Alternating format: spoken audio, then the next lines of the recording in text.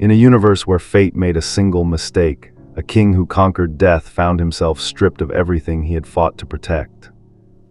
Sung Jin Woo stood in the void between dimensions, his hands still stained with the residue of a battle that should never have ended this way. The system, his eternal companion, his curse, his salvation, flickered before his eyes like a dying star. Error messages cascaded across his vision in languages that predated human civilization. The rulers and monarchs were gone, erased in the final confrontation that had rewritten the fabric of reality itself. He had won. He had saved his world. But victory, as always, demanded payment. The Shadow Monarch's army, billions of loyal soldiers extracted from death itself, dissolved into particles of darkness around him. Beru, his most trusted knight, reached out with a trembling claw before crumbling into ash. Igris, the silent swordsman who had fought beside him through impossible wars, knelt one final time before fading into nothingness. Their voices echoed in his mind, not words but emotions, loyalty, gratitude, sorrow. Jin Woo had always known that power came with a price. He had paid it before when he chose to become the Shadow Monarch, when he erased himself from the memories of those he loved to protect them from cosmic retribution. But this was different. This was absolute. The system that had elevated him from humanity's weakest hunter to a god among men was collapsing, and it was taking everything with it. He remembered his mother's smile when he finally cured her eternal sleep. He remembered his sister's laughter as she teased him about being famous. He remembered Cha Hayan's eyes, filled with a love that transcended timelines and rewritten histories. He had given up his memories of them to save them. Now he was losing even the memory of that sacrifice. The void around him began to compress. Reality itself was rejecting him. A being of his magnitude could not exist without the framework that created him. The system's final message appeared before him in cold, emotionless text. Dimensional relocation initiated. Soul preservation protocol engaged. Destination unknown. He didn't fight it. What would be the point? The war was over. The world was safe. If this was the price for humanity's survival, then he would pay it as he had paid every other cost along his blood-soaked road to power. The void shattered like broken glass. Jin Woo fell. He fell through layers of reality that the human mind was never meant to perceive. He saw universes being born and dying in the same instant. He saw timelines where he had failed, where the monarchs had won, where Earth was nothing but a graveyard floating in empty space. He saw versions of himself that had made different choices, some heroic, some monstrous, all tragic. And then he saw something that made even the Shadow Monarch pause in recognition. A realm of eternal punishment, a dimension built on suffering and redemption, a place where the damned went to pay for their sins. Hell, but not the hell he had fought in during the war against the monarchs. This was different, structured, almost hopeful. A twisted parody of justice where sinners were given the impossible task of earning their way to heaven. The architecture of this realm was Victorian in aesthetic, contradicting the advanced technology that hummed beneath its surface. Pentagram City sprawled below him like a wound in the fabric of existence, pulsing with neon lights and desperate ambition. The fall ended with impact. Jin Woo crashed through 3 buildings before his body remembered how to manipulate gravity. He stopped himself midair, hovering above a street filled with demons who stared up at him with expressions ranging from hunger to fear to opportunistic greed. His coat, woven from shadow itself, hung in tatters. Blood, his own blood, something he hadn't seen in years, dripped from a cut above his eye. The system was gone completely, no interface, no inventory, no reassuring presence in the corner of his vision tracking his stats and skills. For the first time since he entered the Kartanen Temple as humanity's weakest hunter, Sung Jin Woo was truly alone. But he was not powerless. The shadows of hell responded to his presence like subjects recognizing their king. They writhed and twisted, eager to serve. The fundamental nature of what he had become, the Shadow Monarch, was not derived from the system. It was older, primal, written into the cosmic laws that governed life and death across all dimensions. He descended to the street, his feet touching pavement that cracked under the weight of his presence. The demons around him stepped back, some ran, a few brave or foolish souls reached for weapons. Jin Woo didn't acknowledge them. His gray eyes scanned the environment, cataloging threats, analyzing the power structure of this new world with the same cold efficiency that had made him the greatest hunter humanity had ever prod. Yo, stop. A television screen mounted on a nearby building flickered to life. A news broadcast showed a gleaming hotel with a sign that read, Hazbin Hotel in cheerful, hopeful letters. The reporter, a demon with too many eyes, spoke with barely concealed mockery about a rehabilitation program for sinners seeking redemption. Something in Jin Woo's chest tightened. Redemption. The word felt like a blade pressed against an old wound. He had damned himself so many times to save others. He had become a monster wearing human skin. He had killed, manipulated, and sacrificed without hesitation because the alternative was the extinction of everything he loved. Did monsters like him deserve redemption? The question was interrupted by violence. 3 demons materialized from the crowd, overlords by the power radiating from them. They moved with coordinated precision, assuming that Jin Woo was weak, disoriented, easy prey. The first swung a weapon made of crystallized screams. The second unleashed a wave of hellfire. The third attempted to bind him with chains forged from condemned souls. Jin Woo didn't move.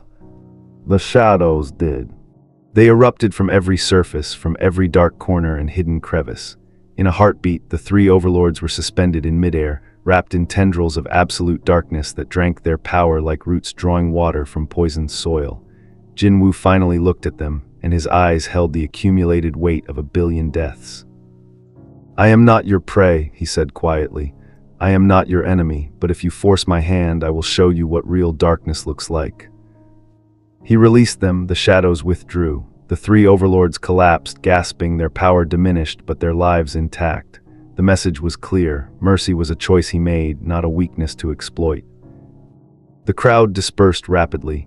News of the encounter would spread through Hell's grapevine within the hour. A new power had arrived, something outside their understanding, something dangerous. Jin Woo looked back at the television screen showing the Hazbin Hotel. A blonde demon with rosy cheeks and desperate hope in her eyes was being interviewed. Charlie Morningstar, the Princess of Hell. She spoke with such genuine conviction about redemption, about second chances, about the possibility that even the damned could change. It was foolish, naive, impossibly optimistic in a dimension built on punishment. It reminded him of himself years ago, when he still believed heroes could save everyone. Jin Woo began walking toward the hotel. He didn't know what he would find there. He didn't know if redemption was real or if he even wanted it, but he had nowhere else to go. His world was gone. His purpose was fulfilled. His army was dust. All that remained was a Shadow Monarch without a kingdom, walking through hell with the faint, ridiculous hope that maybe, just maybe, there was something beyond endless war and sacrifice. The chapter closes with Jin Woo standing before the Hazbin Hotel's ornate doors, his hand raised to knock, unaware that his arrival has been felt by the most powerful beings in this dimension, beings who will see him as either salvation or the greatest threat hell has ever faced. The door opened before his knuckles touched wood. A young woman stood in the doorway, her golden hair catching the dim light of hell's perpetual dusk.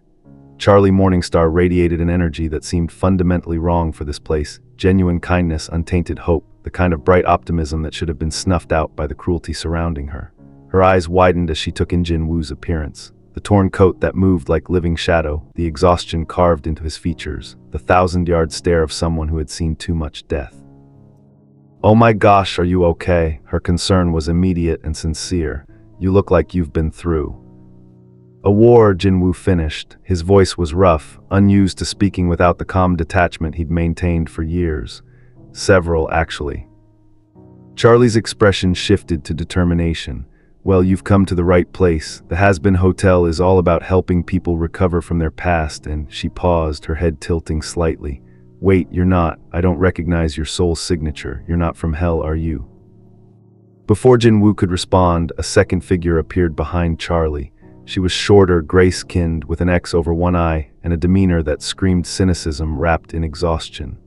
Vaggy's hand immediately went to the weapon at her side. Charlie stepped back, Vaggy warned. Something's wrong with him, the shadows. The shadows around Jin Woo had indeed begun to respond to the tension, writhing at the edges of his form like loyal hounds awaiting their master's command. He forced them to stillness with an effort of will. Without the system to regulate his power, controlling the fundamental forces he commanded required active concentration. "I mean no harm, Jin," Woo said, raising his hand slowly. I don't know what I'm looking for, shelter, understanding, maybe just a place to exist for a while." Charlie immediately positioned herself between Vaggie and Jin Woo, her diplomatic instincts overriding her girlfriend's caution. Everyone deserves a chance, that's what we're here for. She extended her hand. I'm Charlie Morningstar, this is Vaggie. Welcome to the Hazbin Hotel. Jin Woo studied her hand for a moment before shaking it. Her grip was firm, confident, carrying the faint echo of power that came from royal lineage. Sung Jin Woo, he said simply. Great, let's get you inside and... The hotel's front area exploded into chaos as they entered. A pink and white spider demon sprawled across a couch, flipping through channels with one set of arms while texting with another. A small cyclops demon was trying to clean blood off the floor while muttering about temperamental guests. Behind the bar stood a cat-like demon in a tuxedo, polishing glasses with mechanical precision, his wings twitching with barely suppressed violence. And in the center of it all, lounging in a chair like a king holding court, was the radio demon. Alastor's presence filled the room the moment Jin Woo entered. The entity wearing a permanent smile and broadcasting vintage audio effects stood, his movements fluid and predatory. 7 years absent from Hell, and his return had shaken the power structure to its foundation. His eyes, black radio dials rotating with eldritch intent, fixed on Jin Woo with immediate, intense interest. Well, Alastor's voice carried the crackle of old recordings, layered with something darker. What do we have here? A guest who smells of death but wears no sin. How delightfully curious. The room's temperature dropped. Jin Woo and Alastor locked gazes, and in that moment both recognized what the other was. Apex predators from different evolutionary chains, each capable of reshaping reality through sheer will and accumulated power. Alastor, be nice, Charlie interjected with forced cheerfulness. This is Jin Woo, he's going to be staying with us. Is he now? Alastor circled Jin Woo like a shark evaluating prey. Tell me, my shadowy friend, what brings a being of such evident potency to our humble establishment? Surely not redemption. You don't carry the weight of sin like these charming miscreants. Jin Woo remained still, tracking Alastor's movement with the ease of someone who had fought beings that could manipulate time and space. I'm here because I have nowhere else to go. My world is gone. My purpose is fulfilled. This seemed as good a place as any to understand what comes next. The honesty of the statement seemed to surprise everyone except Alastor, whose grin somehow widened. Tragic, magnificent, a warrior without a war, Alastor clapped his hands together. You'll fit right in with this motley crew of damaged goods and desperate dreamers. Hey, protested Angel Dust from the couch. Some of us are damaged and fabulous. Vaggie stepped forward, her protective instinct for Charlie overriding her common sense. We need to know more about him before. The hotel shuddered. It wasn't a physical tremor but something deeper, a disturbance in the fundamental fabric of hell itself. Jin Woo felt it in his bones, the sensation of being observed by something vast and terrible. The shadows in the room twisted, responding not to his will but to an external force. Alastor's expression flickered for just a moment, his smile tightening almost imperceptibly. Ah, it seems your arrival has attracted attention from the upper management. A portal of crimson flame tore open in the center of the lobby. The heat was intense enough to make the walls bleed, the light bright enough to cast shadows that screamed. Through it stepped a figure that made everyone except Jin Woo and Alastor instinctively retreat. Lucifer Morningstar, King of Hell, stood at his full diminutive height with an expression of irritation mixed with curiosity. His power, ancient and fundamental, filled the room like atmospheric pressure before a storm. He wore his usual theatrical outfit, but his eyes, those terrible, knowing eyes, were fixed entirely on Jin Woo. Charlie, my darling daughter, Lucifer said without looking at her, would you care to explain why there's an extra-dimensional entity of monarch-level power standing in your hotel? Charlie froze. Dad, he just arrived and... I'm aware. Lucifer took a step toward Jin Woo, and the temperature in the room fluctuated between freezing and boiling. What I want to know is what a Shadow Monarch is doing in my domain without permission, invitation, or the decency to announce himself to the local management. Jin Woo met the King of Hell's gaze without fear. He had stared down beings that predated human civilization. He had killed god-level entities. He had literally rewritten the timeline of his entire world. Lucifer was powerful, perhaps more powerful than anything Jin Woo had faced, but intimidation required the victim to have something left to lose. I didn't ask to be here, Jin Woo said calmly. I fell through a dimensional collapse after ending a war. Your realm was simply where I landed. If my presence offends you, point me toward the exit and I'll leave. Lucifer blinked, clearly not expecting such direct defiance. A slow smile spread across his face, not the theatrical grin of Alastor, but something far more genuine and infinitely more dangerous. Fascinating, you speak to me as an equal. When was the last time someone did that, Alastor? Never in my hearing, sire, Alastor replied, his voice carrying notes of barely contained amusement. Lucifer began to circle Jin Woo, much as Alastor had, but his examination carried weight that transcended the physical. He was reading Jin Woo's soul, or trying to. What he found made his expression shift from amusement to something resembling concern. You've killed, Lucifer observed, not in self-defense or passion but with cold calculation. Millions, if I'm reading this correctly, and yet, he paused, confused, and yet you carry no sin. How is that possible? Because I killed to save lives, Jin Woo answered. Every death I caused prevented a greater catastrophe. I became a monster so others could remain human. The blood on my hands is measured against the billions who survived because of it. The room was silent. Even Angel Dust had stopped scrolling through his phone. Lucifer studied Jin Woo for a long moment before turning to Charlie. Your redemption project just got significantly more complicated, sweetie. This one doesn't need redemption, he needs. Lucifer paused, searching for the right word. Purpose. He's a weapon without a wielder, a king without a kingdom. That kind of thing tends to end badly for everyone involved. Then maybe we can help him find a new purpose, Charlie said with the stubborn optimism that defined her. Isn't that what the hotel is for? Helping people find better versions of themselves. Jin Woo felt something stir in his chest, an emotion he'd thought dead. Hope, not for redemption or forgiveness, but for the possibility that existence could be more than an endless cycle of war and sacrifice. Lucifer sighed dramatically. Fine, he can stay. But he pointed a finger at Jin Woo. Any multiversal incidents, any dimensional tears, any reality-breaking nonsense, and I'm personally throwing you into the void. Understood? Understood, Jin Woo replied. The King of Hell nodded, then vanished in a swirl of flame as suddenly as he'd arrived, leaving behind only the faint scent of sulfur and apples. The tension in the room broke like a snapped wire. Charlie immediately began fussing over room arrangements. Vaggie started interrogating Jin Woo about potential threats. Angel Dust made an inappropriate comment about mysterious strangers. Alastor simply watched with that eternal smile, already calculating how this new variable would affect his plans. Jin Woo let the chaos wash over him. For the first time in years, he wasn't fighting, he wasn't strategizing, he wasn't sacrificing pieces of himself for a greater cause. He was simply existing. And that somehow felt like the most dangerous thing he'd done in a very long time. The chapter ends with Jin Woo being led to his room by Nifty, the small cyclops cheerfully chattering about cleaning schedules, while the shadows of the hotel begin to resonate with his presence. And deep below in the lowest circles of hell, something ancient stirs in recognition of the Shadow Monarch's arrival. The room Charlie assigned him was modest, a bed, a desk, a window overlooking the chaos of Pentagram City. Jin Woo stood by that window for hours, watching demons tear each other apart in the streets below with the casual violence of apex predators.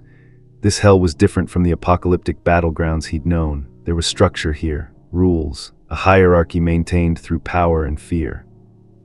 It reminded him of the Hunters Association, before everything changed. Sleep didn't come, his body no longer required it the way humans did, and the shadows that comprised his being were restless in this new environment. They whispered to him in the language of death, showing him the countless souls that had died violently in this hotel alone. Murders, betrayals, desperate final moments frozen in the walls like insects in amber. A knock interrupted his dark meditation. "It's open," he said without turning. Alastor entered without sound, his presence announced only by the subtle shift in atmospheric pressure and the faint scratch of vintage audio. The radio demon's perpetual smile was somehow more genuine now, his posture relaxed in a way that suggested curiosity rather than threat. "Couldn't sleep?" Alastor asked, manifesting a chair from shadow and sitting with theatrical grace. "Or perhaps your kind doesn't require such pedestrian necessities." Jin Woo finally turned from the window. "What do you want, Alastor?" "Direct, I appreciate that." The radio demon crossed his legs. "I want to understand what you are. You see, I've made quite a study of power in my time, both before and after death. I've consumed overlords, made deals with entities that predate this dimension, fought beings that would drive lesser minds to madness. And yet you," he gestured vaguely, "you're something entirely new." "I'm just a hunter," Jin Woo said. It was his standard answer, though it had stopped being true years ago. Alastor laughed, the sound carrying layers of radio static and screaming. "Just as I am merely a radio host. Come now, we're both creatures who have transcended our original limitations. I can smell the ascension on you. You were mortal once, weren't you? And then something elevated you, changed you, made you into a force of nature wearing a mortal face." Jin Woo considered the wisdom of engaging with this conversation. Alastor was dangerous, perhaps not on the level of the monarchs or rulers, but dangerous nonetheless. Yet there was something almost refreshing about his honesty. No false nobility, no pretense of heroism, just naked ambition wrapped in charming manners. "I was the weakest," Jin Woo began, surprising himself with his willingness to share. "In a world where monsters broke through dimensional gates to slaughter humanity, I was rated E rank, the lowest, useless in combat. I could barely survive the most basic dungeon." Alastor leaned forward, genuinely intrigued. "Then I found a hidden dungeon, a double dungeon that should have killed me. Instead, it gave me a choice, die as I was or accept a power that would transform me into something else entirely. I chose survival. The system came to me, a game-like interface that allowed me to level up, to grow stronger with each battle, each kill." "A system of progression," Alastor mused. "How delightfully brutal. Continue." "I grew stronger, faster than anyone thought possible. I cleared dungeons alone, hunted monsters that terrified S-rank hunters. And then I learned the truth. I wasn't being elevated, I was being returned. The system was awakening something that had always existed inside me. The power of the Shadow Monarch, a being who commanded death itself." The shadows in the room pulsed with each word, responding to the memory. "I inherited a war that had been raging since before human civilization. Monarchs versus rulers, destruction versus preservation, and I was chosen to be the ultimate weapon for the monarch's side, except," Jin Woo's expression darkened, "I chose humanity instead. I killed the other monarchs, I fought the rulers, I rewrote time itself to prevent the war from ever reaching my world." "And the cost?" Alastor asked quietly. "Everything, my memories of the people I loved, their memories of me, my army, my power, my purpose. I saved the world by erasing myself from it." Silence filled the room, heavy with understanding. Two beings who had sacrificed their humanity for power, sitting in the darkness, recognizing the reflection in each other's eyes. "We're not so different, you and I," Alastor finally said. "I too made a deal that transformed me. I too sacrificed what I was for what I could become, though I suspect your motivations were slightly more noble than my own hunger for entertainment and influence." "Don't romanticize it," Jin Woo said flatly. "I became a monster. I killed without hesitation. I manipulated, deceived, and damned myself repeatedly. The only difference between me and the monarchs I destroyed is that I did it for someone else rather than myself." "Ah, but that difference is everything." Alastor stood, his shadow stretching across the walls in impossible directions. "A monster who kills for others is called a hero. A monster who kills for himself is called a villain. The actions are identical. The morality is merely a matter of marketing." Before Jin Woo could respond, the hotel shook again, harder this time. Not an external attack, but something internal, as if the building itself was reacting to an immense power source. Both demons moved to the window. Below, the streets had emptied. The ever-present violence of hell had paused, every demon staring upward at the sky, or rather, at what had appeared in the sky.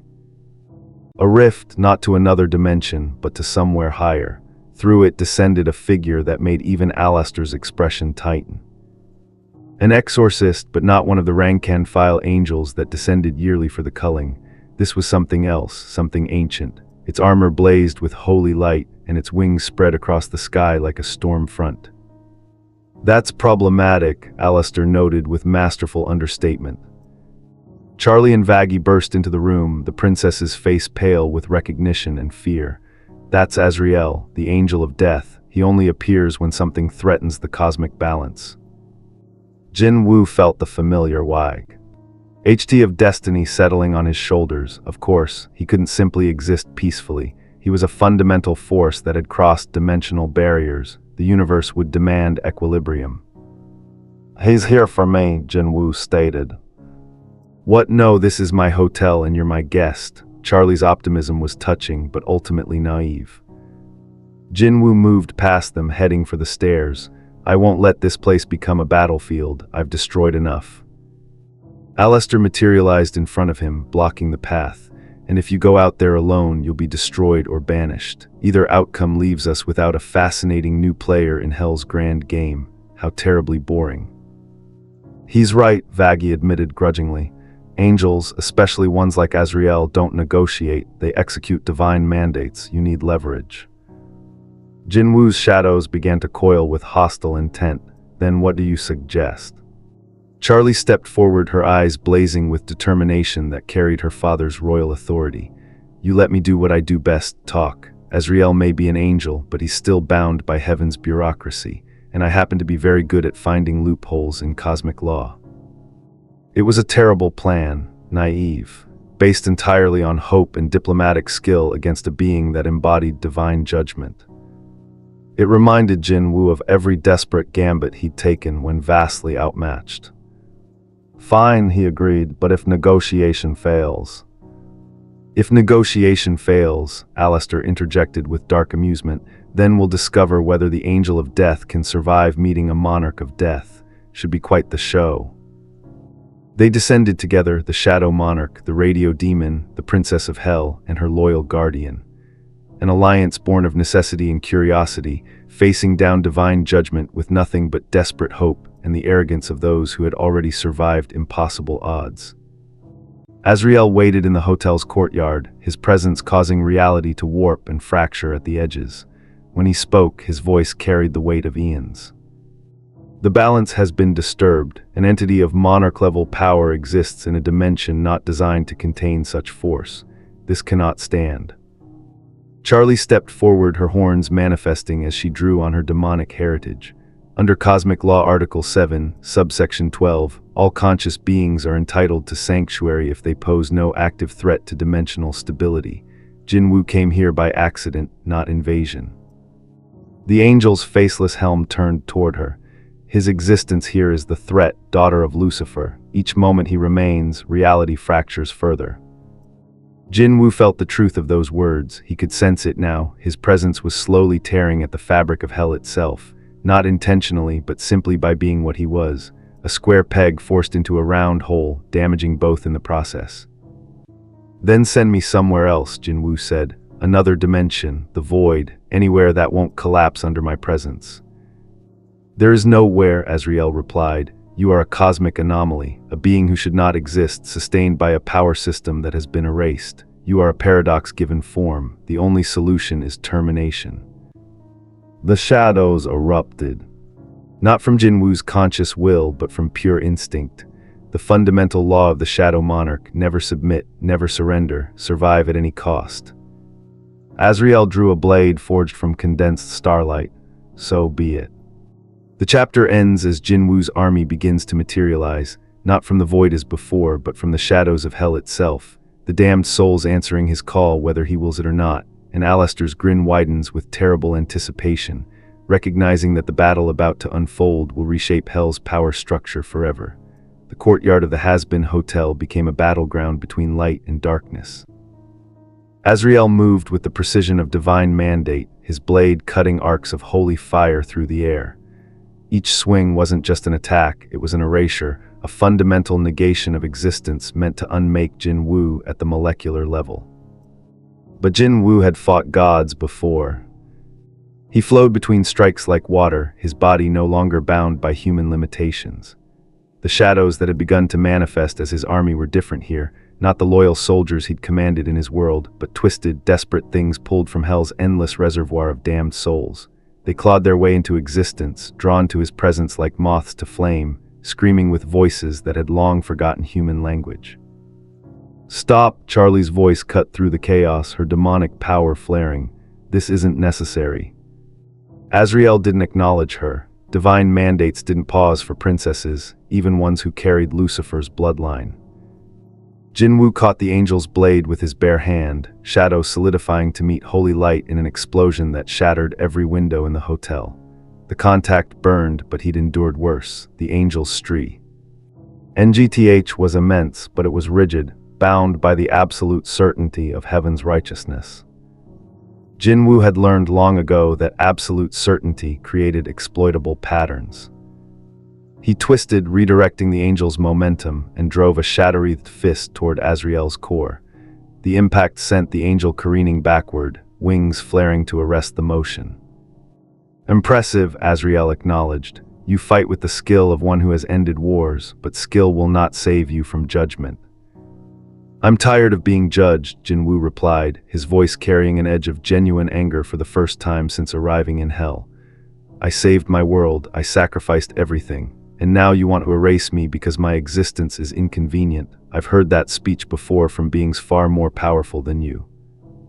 Alastor watched from the hotel's entrance, his expression delighted. "Oh, this is marvelous. It's been ages since I've seen someone challenge an angel with such delicious insolence." Vaggie pulled Charlie back as the battle intensified. Azrael summoned pillars of divine light that pierced through the ground, each one designed to cage and contain. Jin Woo responded by flooding the courtyard with absolute darkness, not absence of light, but the presence of death itself, the fundamental shadow that waited at the end of all things. The two forces collided, and for a moment the courtyard existed in a state of impossible contradiction, light and darkness occupying the same space, both refusing to yield. Then Lucifer arrived.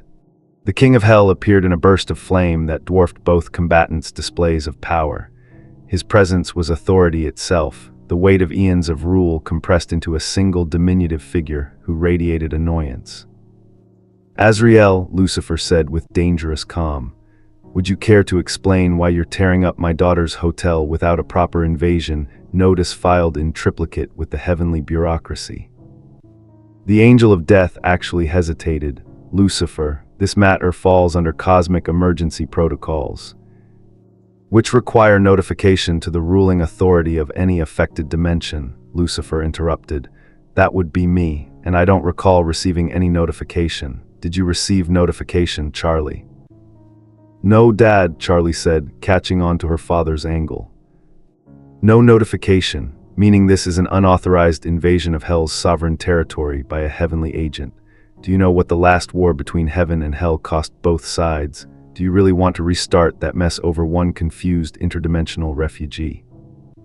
Azrael's faceless helm turned between Lucifer and Jin Woo. "He threatens the dimensional integrity." "So did I when I fell," Lucifer countered. "So does every demon who gains significant power. So does the annual extermination that your boss insists on continuing despite my repeated complaints. If you're worried about dimensional stability, maybe heaven should stop poking holes in reality every year to commit genocide." The argument was bureaucratic, political, and completely divorced from the actual cosmic threat Jin Woo represented, but it was working. Azrael was bound by rules that Lucifer had millennia of experience exploiting. "There are protocols," the angel insisted. "Then follow them," Lucifer said sweetly. "File your cosmic emergency petition. Wait for the multiversal council to convene. Present your evidence, get approval through proper channels, and then you can try to terminate my daughter's guest. Until then, get out of my dimension." The standoff stretched. Jin Woo could feel the calculation happening behind Azrael's blank helm, weighing divine mandate against political reality, absolute morality against cosmic law. Finally, the angel's wings folded. "This is not finished, Shadow Monarch, the imbalance you create will be addressed." "I look forward to proper paperwork," Jin Woo replied with more confidence than he felt. Azrael vanished in a column of light that scorched the earth where he'd stood. The courtyard fell silent except for the crackling of small fires and the whispered complaints of the shadow soldiers dissolving back into hell's ambient darkness. Lucifer turned to Jin Woo with an expression that mixed amusement and exasperation. "You've been here less than a day and already attracted the attention of Heaven's Enforcement Division. That might be a new record." "I apologize for the trouble," Jin Woo said, meaning it. "Oh, don't apologize. This was the most entertainment I've had in months." Lucifer's expression turned serious. But Azrael isn't wrong, your presence is destabilizing, not catastrophically, not yet, but like a hairline fracture in a dam. Eventually something will give. Then what do you suggest? Lucifer studied him with eyes that had witnessed the birth of creation. You need to anchor yourself. Right now, you're a force without attachment, power without purpose. That kind of thing tends to bleed into reality and cause trouble. You need investment, connection, something to tie you to this dimension's framework. He needs a job, Charlie interjected, her optimism reasserting itself despite the destruction around them. That's perfect. You can work at the hotel, help with redemption efforts, find purpose in helping others. Vaggie looked skeptical. Charlie, he's a walking apocalypse. How exactly is he supposed to help rehabilitate sinners? The same way Alastor does, Charlie said, gesturing to the radio demon, who bowed theatrically. By being himself and showing that even the most powerful beings can choose to do good. Jin Woo wanted to argue that he wasn't good, that he was a monster who'd simply pointed his destruction in useful directions. But looking at Charlie's hopeful expression, at this impossible girl who believed so deeply in redemption that she'd opened a hotel in hell itself, he found himself unable to voice the objection. Maybe that was why he'd ended up here, not punishment or reward, but a test. Could someone who'd sacrificed their humanity to save others find it again in a dimension dedicated to the absence of salvation? I'll stay, Jin Woo said, on the condition that if my presence becomes truly dangerous, you send me away immediately. I won't be responsible for destroying another world. Deal, Charlie said immediately, extending her hand. They shook and Jin Woo felt something shift, not cosmically significant, but personally meaningful. A connection forming, an anchor point in this strange new reality. Lucifer nodded approvingly. Well then, welcome to the staff, Shadow Monarch. Try not to traumatize the guests too badly. He vanished in a swirl of flame, leaving behind the scent of sulfur and cinnamon. The remaining group stood amid the rubble. Angel dust emerged from wherever he'd been hiding, surveying the damage. So, we just gonna ignore that a literal angel tried to smite the new guy, because in this hotel, that feels like a Tuesday. Clean up first, existential dread later, Vaggie ordered, already pulling out her phone to contact contractors. Alastor approached Jin Woo, his smile somehow conveying genuine curiosity. You've made things infinitely more interesting, my shadowy friend. I do hope you survive whatever comes next. It would be such a waste to lose a worthy player so early in the game. This isn't a game, Jin Woo said quietly. Everything is a game, Alastor countered. The only question is whether you're a player or a piece. You've been a piece before, haven't you? Used by the system, by the monarchs, by fate itself. How refreshing it must be to finally have a choice. The radio demon vanished into shadow, leaving Jin Woo alone in the destroyed courtyard. He looked up at the hotel, this impossible structure built on hope and naive determination. It was already being rebuilt, Charlie directing operations with the enthusiasm of someone who'd never learned that some things couldn't be fixed. Jin Woo had been a weapon his entire life. First as a hunter, then as the Shadow Monarch, always serving a purpose greater than himself. Even when he defied the monarchs, he'd done so to save humanity, still a weapon, just pointed in a different direction. What would it mean to exist without a war to fight, without a world to save? He didn't know, but perhaps that was the point. The chapter closes with Jin Woo helping Nifty clean up the courtyard debris, the small Cyclops chattering cheerfully about bloodstain removal techniques. While deep in the shadows, fragments of his army linger, unable to fully manifest but refusing to completely disappear. And in the depths of hell, powerful entities begin to take notice of the Shadow Monarch who has chosen to serve in a hotel built on impossible dreams. 3 weeks passed in the Hazbin Hotel, and Sung Jin Woo learned that peace was more difficult than war. The routine of the hotel was simultaneously mundane and chaotic. Mornings began with Charlie's enthusiasm, group therapy sessions where demons were expected to confront their sins and find paths to redemption. Jin Woo attended these sessions, sitting in uncomfortable silence while sinners confessed to murders, betrayals, and cruelties that seemed insignificant compared to the extinction-level wars he'd fought. Angel Dust noticed his discomfort during the third session. You look like someone kicked your puppy, then explained mortality to the puppy, then made you watch. I don't understand the purpose, Jin Woo admitted quietly. Talking about what you've done doesn't undo it. Regret doesn't resurrect the dead. That's dark even for hell, Angel replied, one set of arms crossed while another adjusted his appearance. But it ain't about undoing stuff, hun. It's about proving you've changed, that you're not that person anymore. Can people really change? Jin Woo asked, genuinely curious. Or do we just become better at justifying what we were always going to do? Angel Dust stared at him, something vulnerable flickering behind his usual bravado. I'd like to think we can change. Otherwise, what's the fucking point of any of this? The question haunted Jin Woo throughout the following days. In his world, he'd changed constantly, from weakest hunter to monarch of death, but those weren't moral transformations. He'd simply acquired power and redirected his violence toward acceptable targets. The core of what he was remained constant, a weapon that solved problems through overwhelming force. His role at the hotel was undefined. Charlie tried to assign him tasks, greeting new guests, providing security, helping with renovations, but each attempt revealed the fundamental disconnect between what he was and what the hotel needed. When a group of aggressive sinners tried to storm the hotel looking for Angel Dust, Jin Woo stopped them with such casual, overwhelming force that they fled screaming. Charlie praised his efficiency, while Vaggie quietly noted that he'd traumatized them so badly they'd probably need centuries of therapy. You're supposed to deter them, not give them PTSD, Vaggie explained later. They attacked, I responded proportionally. You summoned shadow creatures that whispered their deepest fears in languages that shouldn't exist. That's not proportional, that's psychological warfare. Jin Woo genuinely didn't understand the distinction. In his world, you stopped threats as efficiently as possible. The method was irrelevant as long as it prevented escalation.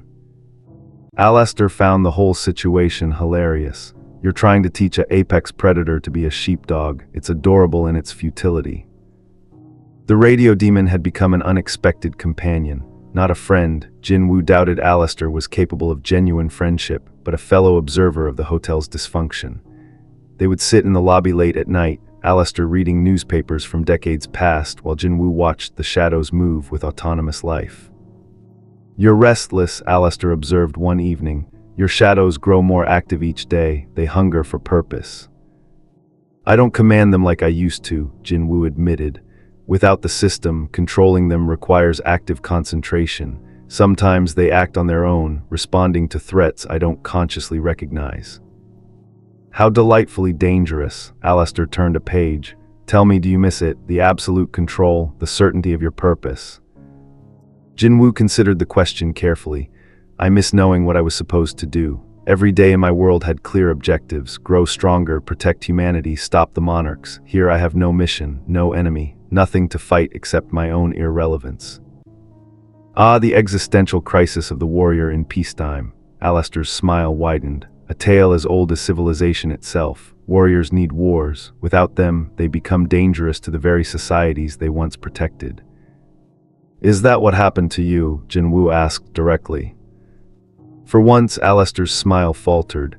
I was dangerous long before I died, my friend. The difference is I embraced it rather than fighting against my nature. You, on the other hand, are trying to be something you're not. It's quite painful to watch. Before Jin Woo could respond, screaming erupted from the upper floors. Both moved instantly, Jin Woo arriving first through shadow travel. He found Charlie's room torn apart, furniture overturned, windows shattered.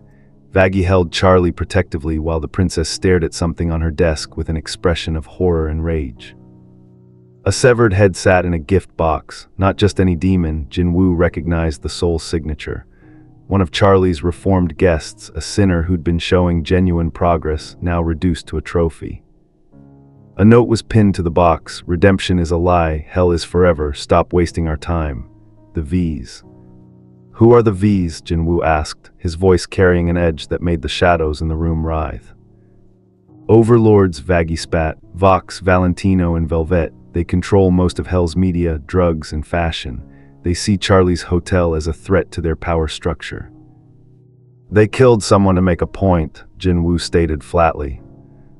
They kill people all the time, Angel Dust said from the doorway, his usual playfulness replaced by grim recognition. Val especially, he's my employer. The word was laden with implications that made Jin Woo's shadows spike with hostile intent. Charlie was shaking, tears streaming down her face, not from fear but from fury. They murdered him. Tommy was trying so hard, he'd gone 2 weeks without violence. He was learning to play the piano. He wanted to see his daughter again, and her voice broke. Jin Woo understood that pain, the cost of watching someone you tried to protect die anyway, the helpless rage of power that arrived too late. "Where are they?" he asked simply. Everyone turned to look at him. Vaggy's expression shifted from grief to concern. "Jin Woo, you can't just... Where are they? Why?" The shadows in the room had begun to manifest forms, not the disciplined soldiers of his army, but feral, hungry things that reflected his emotional state. Alastor's eyes gleamed with dark anticipation. The V's operate from V Tower in the heart of the city, a fortress of technology and vice, guarded by the most advanced security Hell's innovation can provide. Storming it would be inadvisable. "I'm not asking for advice," Jin Woo said, his voice devoid of emotion. "I'm asking for directions." Charlie stepped forward, wiping her tears. "No, we don't solve problems with violence. That's not what the hotel stands for. We'll report this to my father, work through proper channels." "Your proper channels didn't save Tommy," Jin Woo interrupted, more gently than his anger suggested. "Your idealism didn't protect him. These overlords sent a message. If you don't respond, they'll send more messages, more bodies, more proof that redemption is futile. And if you attack them, you prove them right," Charlie argued. "You show that violence is the only language Hell understands. That's not redemption, that's revenge." "Sometimes," Jin Woo said quietly, "revenge is justice delayed." He moved toward the door. Vaggy stepped into his path, weapon drawn. "I can't let you do this. Charlie's right, we have to be better than them." Jin Woo looked at her, really looked at her, and saw the same desperate conviction he'd once carried. The belief that if you just tried hard enough, followed the right principles, made the correct sacrifices, you could save everyone. He'd learned the truth: you couldn't save everyone. The best you could do was make the monsters afraid to prey on the innocent. "Move," he said without malice. "Make me," Vaggy challenged. The shadows surged, not to attack but to simply flow around her. Jin Woo was already gone, dissolving into darkness and reforming outside the hotel. Behind him he heard Charlie's anguished shout, Vaggy's cursing, and Alastor's delighted laughter. The streets of Hell parted before him as he walked toward V Tower. Demons who sensed his intent fled. Those too stupid or brave to run found themselves frozen by shadows that whispered promises of death so certain. They chose paralysis over defiance. Jin Woo didn't run, didn't hurry. He walked with the inevitability of a king approaching a reckoning. V Tower loomed ahead, a monument to excess and cruelty, its screens broadcasting advertisements for products designed to exploit the desperate and damned.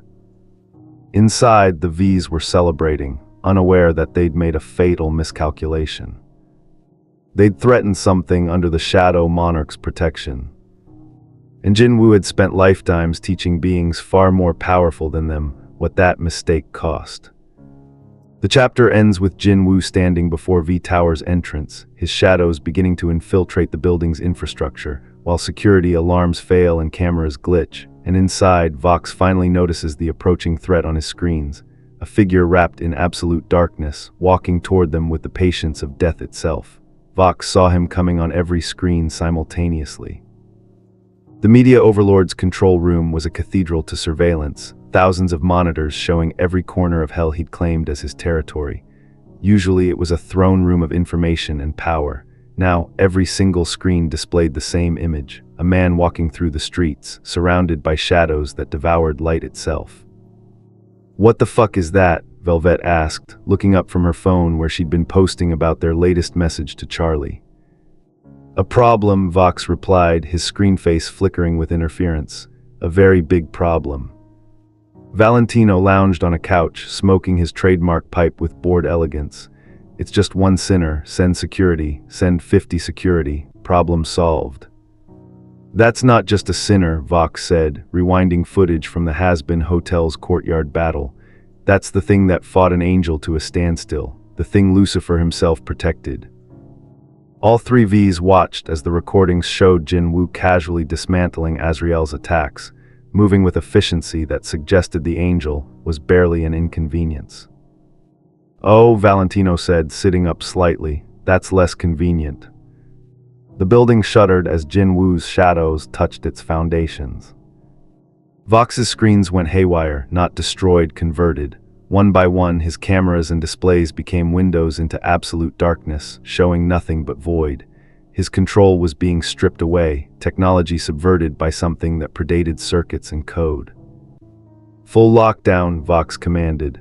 "Every defense system online, kill him before he reaches the penthouse." The tower responded. Automated turrets emerged from walls, firing rounds designed to kill overlord-class demons. Energy barriers sprang up, each one capable of withstanding nuclear-level force. Vox's own electrical power coursed through the building's framework, turning the entire structure into a weapon. Jin Woo walked through it all as if it didn't exist. The bullets dissolved into shadow before touching him. The energy barriers flickered and died, unable to maintain coherence against the fundamental darkness he emanated. Vox's electricity found no target, flowing around Jin Woo like water around stone. Security demons charged, elite fighters enhanced with the best technology and magic hell's black market could provide. Jin Woo didn't even slow down. The shadows caught them, holding them in place while he passed. They would live, frozen in darkness, forced to watch their failure but not harmed. Not yet. He was saving his violence for the ones who'd ordered Tommy's death. Alastor appeared beside him in the stairwell, materializing from shadow with his perpetual grin. "I thought you might appreciate company for this particular social call. The V's and I have such a delightful history of mutual loathing." "This isn't your fight," Jin Woo said, not breaking stride. "Oh, but it is. You see, the V's represent everything I despise about modern hell. Crass commercialism, technology worship, no sense of proper theatrical villainy. Besides," Alastor's eyes glowed with genuine malice, "Vox and I have an old score to settle. Your rampage provides the perfect cover." They reached the penthouse floor. The doors were reinforced, designed to withstand siege-level assault. Jin Woo's shadows consumed them like paper. The V's waited inside, arrayed in a formation that would have been intimidating to anyone else. Vox crackled with electrical power, his screen face displaying symbols of aggression and dominance. Velvet held devices that pulsed with corrupted angelic energy, weapons she'd acquired through very illegal channels. Valentino's smoke filled the room, laced with chemicals designed to paralyze and control. "You've made a mistake coming here," Vox declared, his voice amplified and distorted. "We're overlords. We've ruled hell for decades. You're just some interdimensional refugee who doesn't understand how things work here." Jin Woo stopped in the center of the room, completely surrounded. "You killed someone under my protection. That's all I need to understand." "Under your protection," Valentino laughed, the sound obscene. "You've been here 3 weeks, Puto. You don't get to claim protection over anything. This is our territory, our hell. You're just visiting." "Then let me educate you on the customs of my world," Jin Woo replied calmly. "When someone threatens what I protect, I remove the threat permanently." Vox attacked first, channeling enough electricity to power a city directly at Jin Woo. The blast would have reduced most demons to ash. The shadows absorbed it completely. Jin Woo moved. Not with the flashy speed of someone trying to intimidate, but with the efficient precision of a predator who'd killed god-level beings. He crossed the distance to Vox in an instant, his hand closing around the overlord's throat. "You broadcast fear and control," Jin Woo said quietly. "Let me show you real terror." The shadows poured into Vox's electrical form, infiltrating his very essence. The media overlord's screen flickered through expressions of shock, pain, and genuine fear as Jin Woo showed him something that even hell's torments couldn't match. The memory of the monarchs' war, the extinction of entire worlds, the death of billions, all through Jin Woo's eyes. Vox screamed, his electrical form destabilizing. Jin Woo released him, letting the overlord collapse, temporarily broken. Velvet unleashed her angelic weapons, corrupted divine energy that could unmake demon flesh. But Jin Woo had faced true angels, fought beings that commanded these powers in their pure form. He caught the blast with his bare hand, analyzing its structure, then crushed it like he was closing a fist around candle flame. You play with powers you don't understand, he told her. Angelic energy isn't a weapon, it's a principle, and principles can be reversed. He reversed the energy flow, sending Velvet's own attack back at her, modified into something that wouldn't kill but would hurt in ways that would take centuries to heal. That left Valentino. The moth demon's smoke had filled the room, but Jin Woo's shadows consumed it, purifying the air. Valentino backed away, his usual confidence crumbling as he realized his abilities were useless. Wait, Valentino said, fear finally entering his voice. We can make a deal. Information, resources, territory. You enjoy breaking things that belong to others, Jin Woo interrupted, thinking of angel dust's carefully hidden pain. You build your power on suffering and control. You sent a severed head to prove redemption was futile. He stepped closer, and Valentino saw something in Jin Woo's eyes that made even an overlord who'd committed atrocities for fun feel genuine horror. I'm not going to kill you, Jin Woo said. Death would be mercy. Instead, I'm going to do something worse. The shadows wrapped around Valentino, not to harm but to mark, a brand of absolute darkness that every demon in hell would recognize. This mark means you're mine now, Jin Woo explained. My property, my shadow. If you commit another atrocity, I'll feel it. If you hurt someone for pleasure, I'll know, and I'll come back. Next time I won't be merciful. Valentino collapsed, the mark burning into his very soul. Jin Woo turned to find Alastor finishing his own business with Vox, the radio demon's smile wider than ever as he whispered something that made the media overlord's screen go completely black in terror. Satisfying, Alastor asked cheerfully. No, Jin Woo admitted, necessary but not satisfying. They left V Tower, leaving the overlords alive but broken, their power structure shattered. Outside, word was already spreading through Hell's networks. The Shadow Monarch had made his first move, and 3 of Hell's most powerful overlords had been reduced to trembling wrecks in minutes. Jin Woo felt no triumph, only the familiar emptiness that came after violence, the hollow recognition that he'd solved a problem the only way he knew how. The chapter ends with Jin Woo returning to the Hazbin Hotel to find Charlie waiting, her expression a complex mix of relief, disappointment, and reluctant understanding.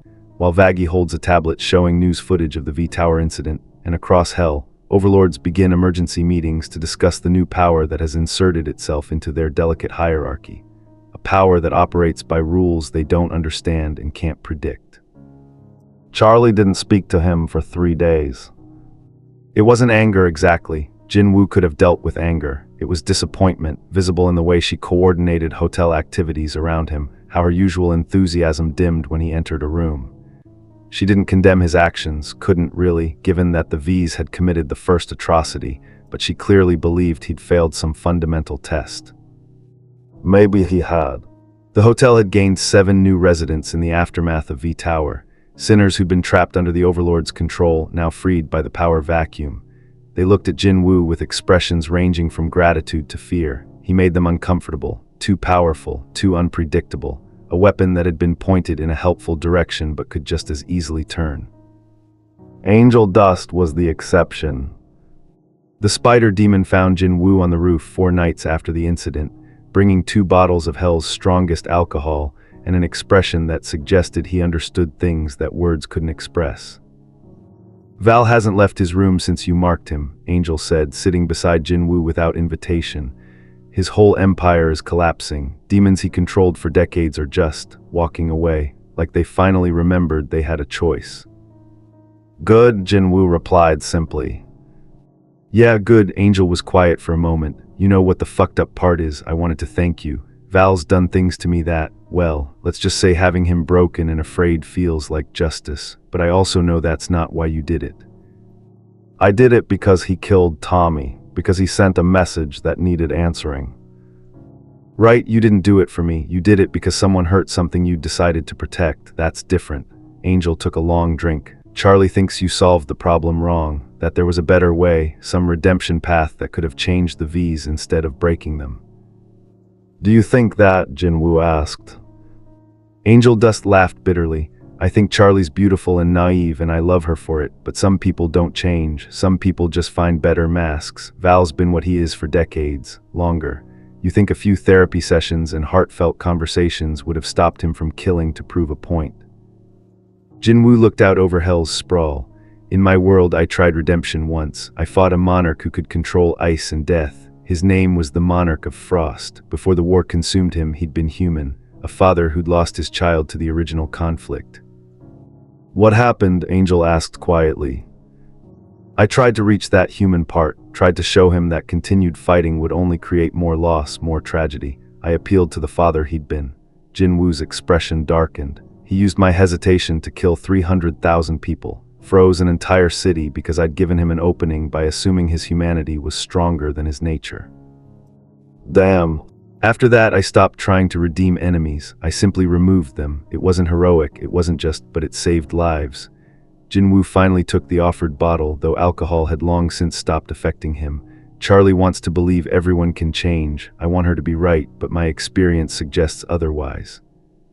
They sat in silence, two beings who understood that sometimes the world demanded monsters to fight monsters.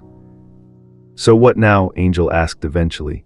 You've made yourself a player in Hell's power games. The overlords are gonna respond, some with fear, some with alliance offers, some with assassination attempts. It's gonna get messy. It was already messy, Jin Woo pointed out. Yeah, but now it's messy with you at the center. Angel stood, stretching his multiple arms. Just be careful, okay? Charlie's redemption project needs you. Hell, I think you need it too, even if you don't realize it yet. After Angel left, Jin Woo remained on the roof, watching shadows move through streets below. His mark on Valentino pulsed at the edge of his awareness, a connection he could feel, monitoring the overlord's actions and emotional state. The moth demon was terrified, humiliated, but still alive with his cruelty intact, just constrained. Had Jin Woo helped anyone, or had he simply reasserted the fundamental rule of hell, power dictated morality? A portal of crimson flame opened beside him. Lucifer stepped through, carrying 2 cups of coffee that seemed absurdly domestic given the circumstances. Thought you might want some company, the King of Hell said, offering 1 cup. And before you ask, yes, I've been monitoring the situation. The V's, your little rampage, the political mess that's followed. Are you here to tell me I overstepped? Jin Woo asked, accepting the coffee more from politeness than desire. Overstepped? No, you were well within your rights to respond to a direct attack on your territory. And yes, the hotel counts as your territory now by virtue of Yo. Presence and commitment. Lucifer sipped his drink, but I am here to explain something you might not understand about Hell's ecosystem. He gestured to the city below. Hell isn't just punishment, it's structure. A hierarchy maintained through power, yes, but also through understood rules. Overlords control territories. They're terrible, cruel, exploitative, but they're predictable. Demons know what to expect. The system, horrible as it is, has stability. And I disrupted that stability, Jin Woo concluded. Spectacularly, Lucifer didn't sound upset, merely observational. You introduced a new variable that doesn't follow established patterns. You're not an overlord seeking territory, not an angel enforcing divine will, not even a demon pursuing personal power. You're something else, an external force operating on principles that Hell doesn't recognize. What are you asking me to do? I'm not asking anything, I'm explaining consequences. Lucifer's expression grew serious. The power vacuum you created around the V's will be filled, other overlords will expand, there will be wars for territory, sinners will die, possibly more than if you'd left things alone, unintended consequences of good intentions. Jin Woo felt the words like blades, so I should have done nothing, let them kill and terrorize without response. I didn't say that either, Lucifer smiled sadly. This is the fundamental problem of power, Jin Woo. Every action creates reactions. Every solution generates new problems. You can't fight Hell into redemption any more than I could enforce goodness when I ruled heaven. Force creates compliance, not change. Then what's the answer? If I knew that, I wouldn't have fallen, Lucifer stood. Charlie believes in redemption through choice, through slowly building better versions of ourselves. You believe in redemption through removing obstacles that prevent growth. You're both right, you're both wrong. The truth, as always, is more complicated. The King of Hell paused before leaving. My daughter won't speak to you because she's afraid you're right, that her dream is impossible, that Hell will always be Hell, and the best you can do is make the monsters afraid. Don't let her give up on the dream, even if it's naive, even if it's impossible. Dreams are all that separate us from absolute darkness." He vanished, leaving Jin Woo alone with thoughts that refused to settle. The next morning, Jin Woo found a note slipped under his door. Charlie's handwriting, "Group meeting, mandatory. We need to talk about the hotel's future." He arrived to find everyone gathered. Charlie, Vaggie, Angel, Alastor, Husk nursing a bottle, Nifty cleaning obsessively, and several of the new residents who'd fled the V's control. Charlie stood at the front, her expression determined despite visible exhaustion. "I've been thinking about what happened with the V's, about Tommy's death, about Jin Woo's response, and I realized I've been approaching redemption wrong." Everyone leaned forward slightly. "I've been treating redemption like a formula," Charlie continued. "Follow these steps, complete these exercises, achieve this emotional state, and you're redeemed. But that's not how change works. Change is messy. It's different for everyone. Sometimes it's choosing mercy. Sometimes it's choosing justice. Sometimes it's knowing when to fight and when to forgive." She looked directly at Jin Woo. "You did what you thought was right, what your experience told you was necessary. I can't condemn that, even if I wish there'd been another way. But we need to establish guidelines, because this hotel can't function if we're all operating on different moral frameworks." "What kind of guidelines?" Vaggie asked. "Protection without possession," Charlie said. "We defend the hotel and its residents, but we don't control them. We offer redemption, but we don't force it. We respond to threats, but we try alternatives before violence." And she took a breath. "When violence is necessary, we accept it as a failure, not a victory. We don't celebrate breaking people, even when they deserve it." Jin Woo considered her words carefully. It was a compromise, an attempt to bridge idealism and pragmatism. It wouldn't work perfectly, nothing ever did, but it was honest. "I can accept those terms," he said. "Good, because there's something else." Charlie pulled out a tablet showing news footage. "3 overlords have requested meetings with you specifically. They want to negotiate something. I don't know if it's alliance, surrender, or trap, but ignoring them will just make things worse." The chapter ends with Jin Woo agreeing to the meetings, Alastor volunteering to attend as diplomatic counsel, with a grin that suggests ulterior motives, and security footage showing a new figure in hell, a demon wrapped in chains made of crystallized suffering, watching the Hazbin Hotel with eyes that burn with recognition, the first of several ancient powers D. Ron to investigate the Shadow Monarch who has disrupted Hell's delicate balance. The first overlord meeting was with Rosie, the cannibal queen of her eponymous district. Jin Woo entered her parlor with Alastor at his side, the radio demon practically vibrating with nostalgic pleasure. "Oh, you'll adore Rosie, delightful woman, excellent taste in all things, particularly cuisine." Rosie herself was elegant in the way that apex predators often were, perfectly poised, gracefully lethal, with a smile that showed too many teeth. Her establishment was Victorian in aesthetic, a carefully maintained illusion of civility covering primal hunger. "The Shadow Monarch," she greeted with genuine warmth. "I've heard such interesting things about you. Please sit, I have tea, or if you prefer something more substantial." Jin Woo noted the covered dishes with contents that definitely weren't conventional food. "Tea is fine." Always so cautious, these interdimensional types, Rosie poured with practiced grace. "I'll be direct, dear. Your actions at V-Tower have created opportunities. Valentino controlled significant portions of the drug and entertainment districts. With him diminished, there's territory available. I'm offering alliance. You legitimize my expansion. I provide information and resources." "I'm not interested in Hell's politics," Jin Woo replied. "But Hell's politics are interested in you," Rosie countered smoothly. "You've inserted yourself into our ecosystem. You can't simply opt out now. Better to choose your allies than have enemies choose themselves." Alastor sipped his tea with knowing amusement, clearly enjoying Jin Woo's discomfort. "What exactly would this alliance entail?" Jin Woo asked. "Protection primarily. You've demonstrated remarkable combat ability. Simply having you as a known associate would deter inappropriate behavior from my rivals. In exchange, I would ensure that no one under my influence threatens your hotel or its residents." It was logical, pragmatic, exactly the kind of political maneuvering Jin Woo had avoided in his previous life by being so overwhelmingly powerful that alliances were unnecessary. "I need time to consider," he said. "Of course, but don't take too long, dear. Nature abhors a vacuum, and Hell is nothing if not natural." The second meeting was with Zestial, an ancient overlord who spoke in archaic English and commanded respect through sheer age and accumulated power. He was less interested in alliance and more in understanding what Jin Woo represented. "Thou art an anomaly," Zestial observed in his archaic dialect, "a being of death who serves not himself but others. What manner of creature hath such peculiar priorities?" "A tired one," Jin Woo answered honestly. Zestial's laugh was like rocks grinding together. "Tired, yes, I too know the weariness of eons. Tell me, Shadow Monarch, dost thou seek to conquer hell, to reshape it in thine own image?" "No, I seek nothing except to exist peacefully." "Peace," Zestial tasted the word like something foreign.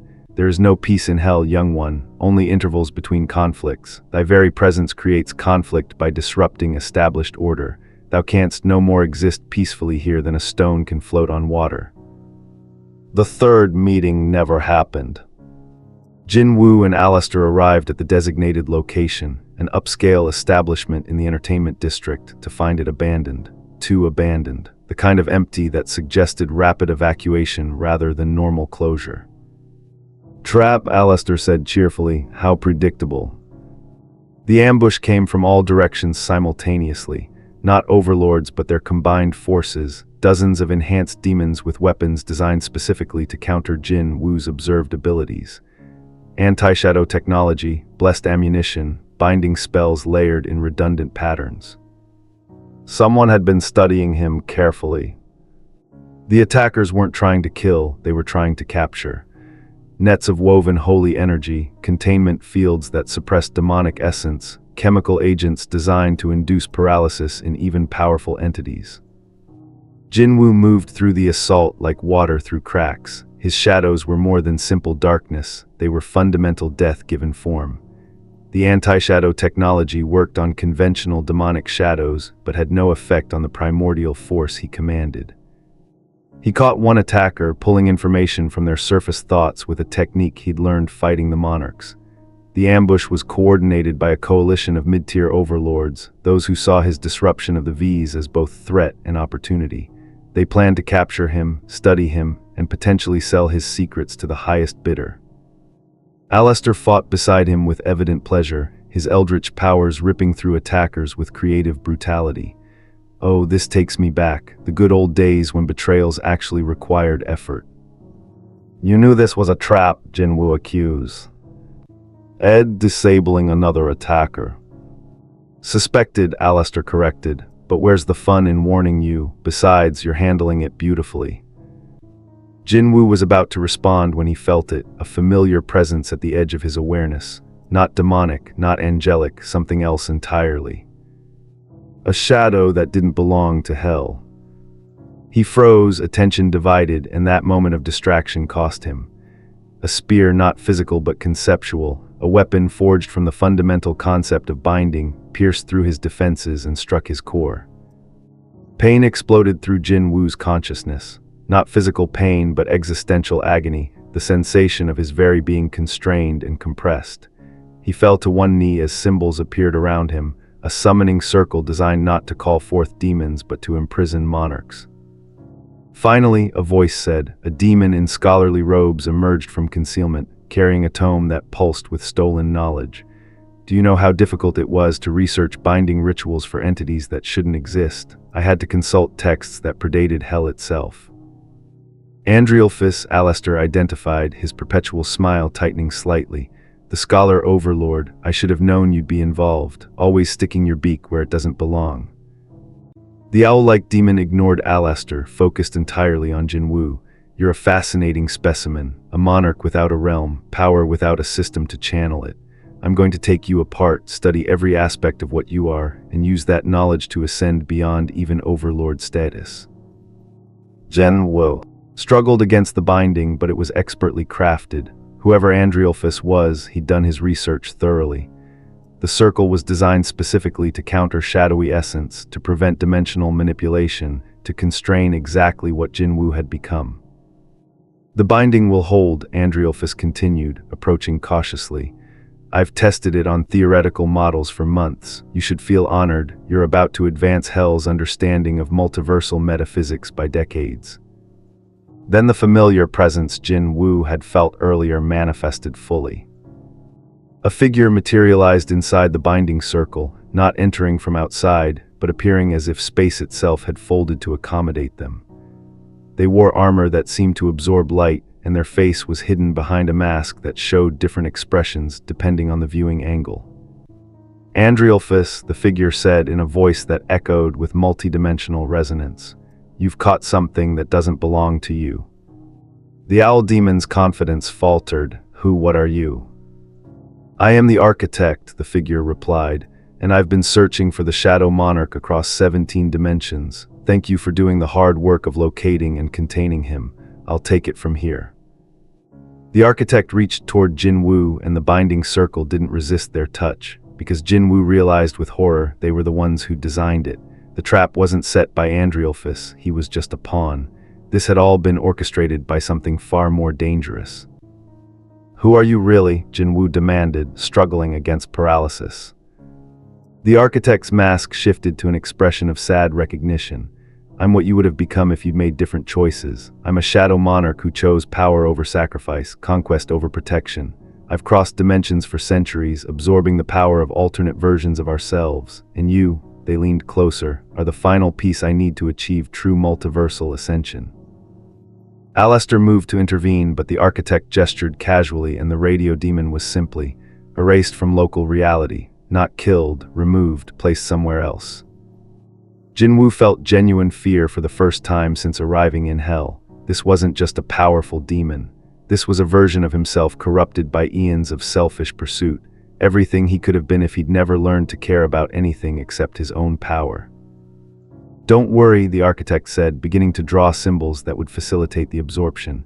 "Your sacrifice will serve a greater purpose. When I achieve multiversal ascension, I'll reshape every dimension, eliminate suffering by eliminating choice, create perfect order through absolute power." "That's not order," Jin Woo forced out through the binding. "That's tyranny. It's efficiency, and unlike you, I learned that you can't save everyone through protection. You save them by removing the possibility of harm entirely, even if that means removing freedom itself." The absorption began, and Jin Woo felt his essence being pulled toward the architect. His shadows screamed, his power fragmenting, and for the first time since the system's collapse, he wondered if this was finally the end.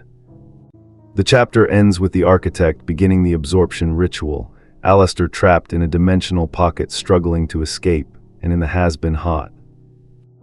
Charlie suddenly feeling her protective connection to Jin Woo severing, realizing too late that the diplomatic meetings were a coordinated trap, while deep in his soul, Jin Woo reaches for something he thought he'd lost forever, the remnants of the system, dormant but not quite dead, responding to absolute desperation with one final emergency protocol. The system awakened.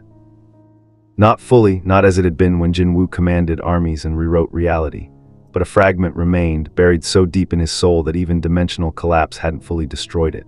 A survival protocol activated by proximity to death itself. Jin Woo felt power surge through the binding circle, not his power being drained, but something older flowing back. The system's last gift, a reminder of what he'd been at his absolute peak, when he'd stood as a true equal to the rulers themselves. The architect noticed immediately. Impossible. The system was destroyed. I watched it collapse across 17 dimensions. "You watched your systems collapse," Jin Woo interrupted, his voice layered with the resonance of billions of shadows. "You never understood what the system really was. It wasn't just a tool. It was a connection, a bond between the monarchs and those chosen to inherit their legacy." The binding circle cracked. "And I never fully severed that bond," Jin Woo continued, rising despite the constraints. "I just buried it, pushed it down so deep I could pretend to be human again, but you forced me to remember what I really am." The circle shattered completely. Shadows erupted from Jin Woo like a volcanic detonation, not the controlled, measured darkness he'd used since arriving in hell, but the absolute, overwhelming force of the Shadow Monarch at full manifestation. The building around them dissolved into darkness. Andrielphus screamed as shadows consumed his stolen knowledge, tearing away the power he'd accumulated through decades of study. The architect stumbled backward, genuine shock visible even through their mask. "You're using your soul as fuel. You'll burn yourself out." "I know," Jin Woo said calmly. "I've done it before." His army manifested. Igris emerged first, the blood-red knight materializing with his blade already drawn. Then Baru, the Ant King, his loyalty transcending dimensional barriers. Tank, the giant knight, Iron, the elite soldier, Tusk, the ice elf commander. One by one, his most powerful soldiers clawed their way back into existence, pulled from whatever void they'd been scattered to by the sheer force of Jin Woo's desperate will. But they were different now, weaker, fragmented. These weren't the perfect shadow soldiers he'd commanded before. They were echoes, memories given temporary form, burning his life force with every second they existed. "Arise," Jin Woo commanded, and the words shook reality itself. The architect unleashed their own army, shadows stolen from the other versions of Jin Woo they'd absorbed, corrupted, twisted versions of soldiers Jin Woo recognized. Igris fought a dark reflection of himself. Baru clashed with an alternate Ant King who'd chosen cruelty over loyalty. The battle expanded beyond the physical location. Their clash tore holes in dimensional fabric, creating portals to other realms. Fragments of the fight spilled into multiple circles of hell simultaneously. Demons fled as two monarchs waged war with universe-breaking force.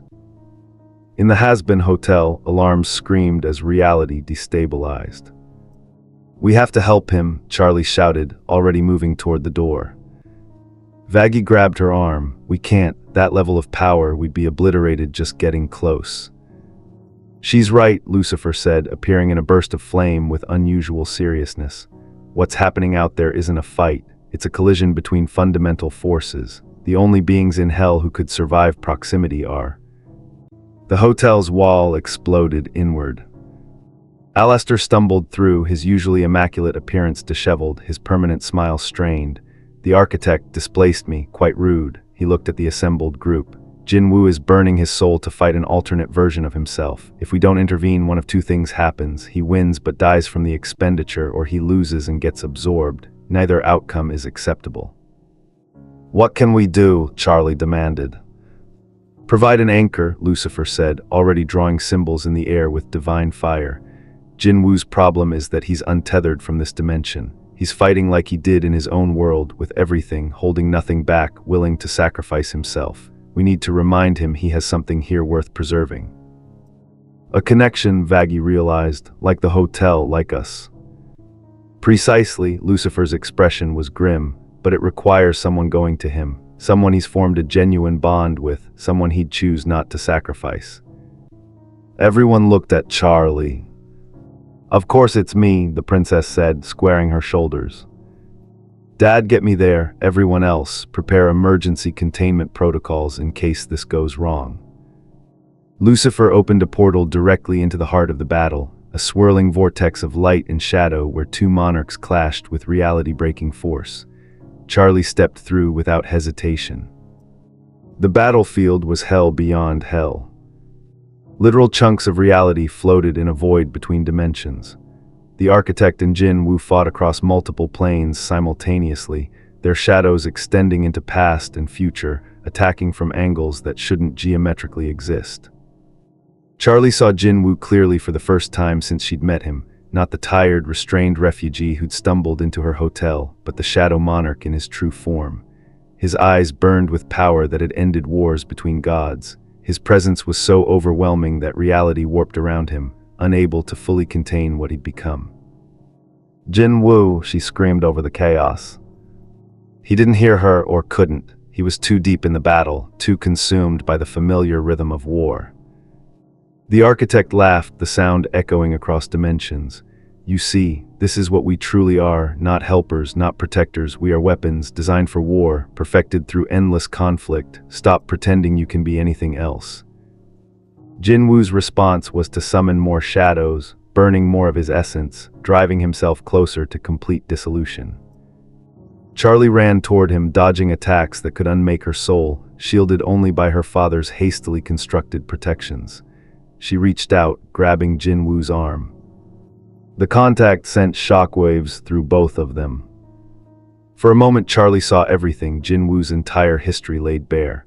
The weak E-rank hunter who'd been left to die, the desperate climb through dungeons and death, the loneliness of being the only one strong enough to fight, the terrible moment when he'd chosen to erase himself from his mother's memory to save her, the wars, the sacrifices, the endless, grinding weight of being humanity's last defense. And she understood something crucial. Jin Woo didn't know how to stop fighting. Fighting was survival. Fighting was purpose. Fighting was the only language he'd spoken fluently for years. "You're not in your world anymore," she said, her voice somehow cutting through the chaos. "You're not the last defense. You don't have to burn yourself away to protect us. We're here, we're your anchor. We're your reason to survive, not just your reason to sacrifice." Jin Woo's eyes focused on her for the first time. "Charlie, you shouldn't be here. It's not safe." "Nowhere's safe," she shouted back. "Hell isn't safe, redemption isn't safe, living isn't safe. But you taught me something when you went after the V's. Sometimes you have to fight. But you also taught me something else without meaning to. You can't just fight forever. Eventually you have to fight for something, not just against something." The architect seized the moment of distraction, driving a blade of condensed shadow toward Jin Woo's core. Igris intercepted, the loyal knight sacrificing his temporary existence to block the strike. He dissolved with a final salute to his king. No, Jin Woo's anguish was palpable. "You see," the architect pressed, "everything you care about dies. Everyone you try to protect becomes a liability. I learned that lesson across 17 dimensions. Stop caring, stop protecting, embrace what you are and take what you deserve." "What I deserve," Jin Woo repeated slowly, his shadows beginning to stabilize, to consolidate rather than expand. "I deserve peace. I deserve rest. I deserve to exist without constantly preparing for the next war." His army began to fade, not destroyed but dismissed, voluntarily released. "And I deserve," Jin Woo continued, his voice growing stronger even as his raw power decreased, "to make that choice myself." He turned to face the architect fully, no longer burning his soul for maximum power, but instead channeling what remained with perfect precision. "You're me without anyone to fight for," Jin Woo said. "I'm you with people worth protecting. That's the only difference, and it's everything." The architect's mask cracked, revealing a face that was indeed Jin Woo's, but older, harder, hollowed out by centuries of selfish pursuit. "Sentiment is weakness," the architect hissed. "No," Jin Woo replied, "sentiment is what makes power meaningful. You've absorbed 17 versions of us and you're still empty. I've lost everything and I'm still whole, because I remember what I'm fighting for." He extended his hand to Charlie without looking away from his corrupted reflection. She took it, and the connection stabilized him completely. The burning of his soul slowed, his shadows coalesced into controlled, sustainable form. The architect unleashed everything, every stolen power, every absorbed army, every technique learned across dimensional conquest. Jin Woo met the assault not with overwhelming force but with precision. Each attack deflected rather than overpowered, each opening exploited with minimum necessary force. He fought like someone who wanted to survive rather than someone who expected to die. And that made all the difference. The battle's tide turned. The architect's stolen powers, ripped from unwilling sources, lacked cohesion.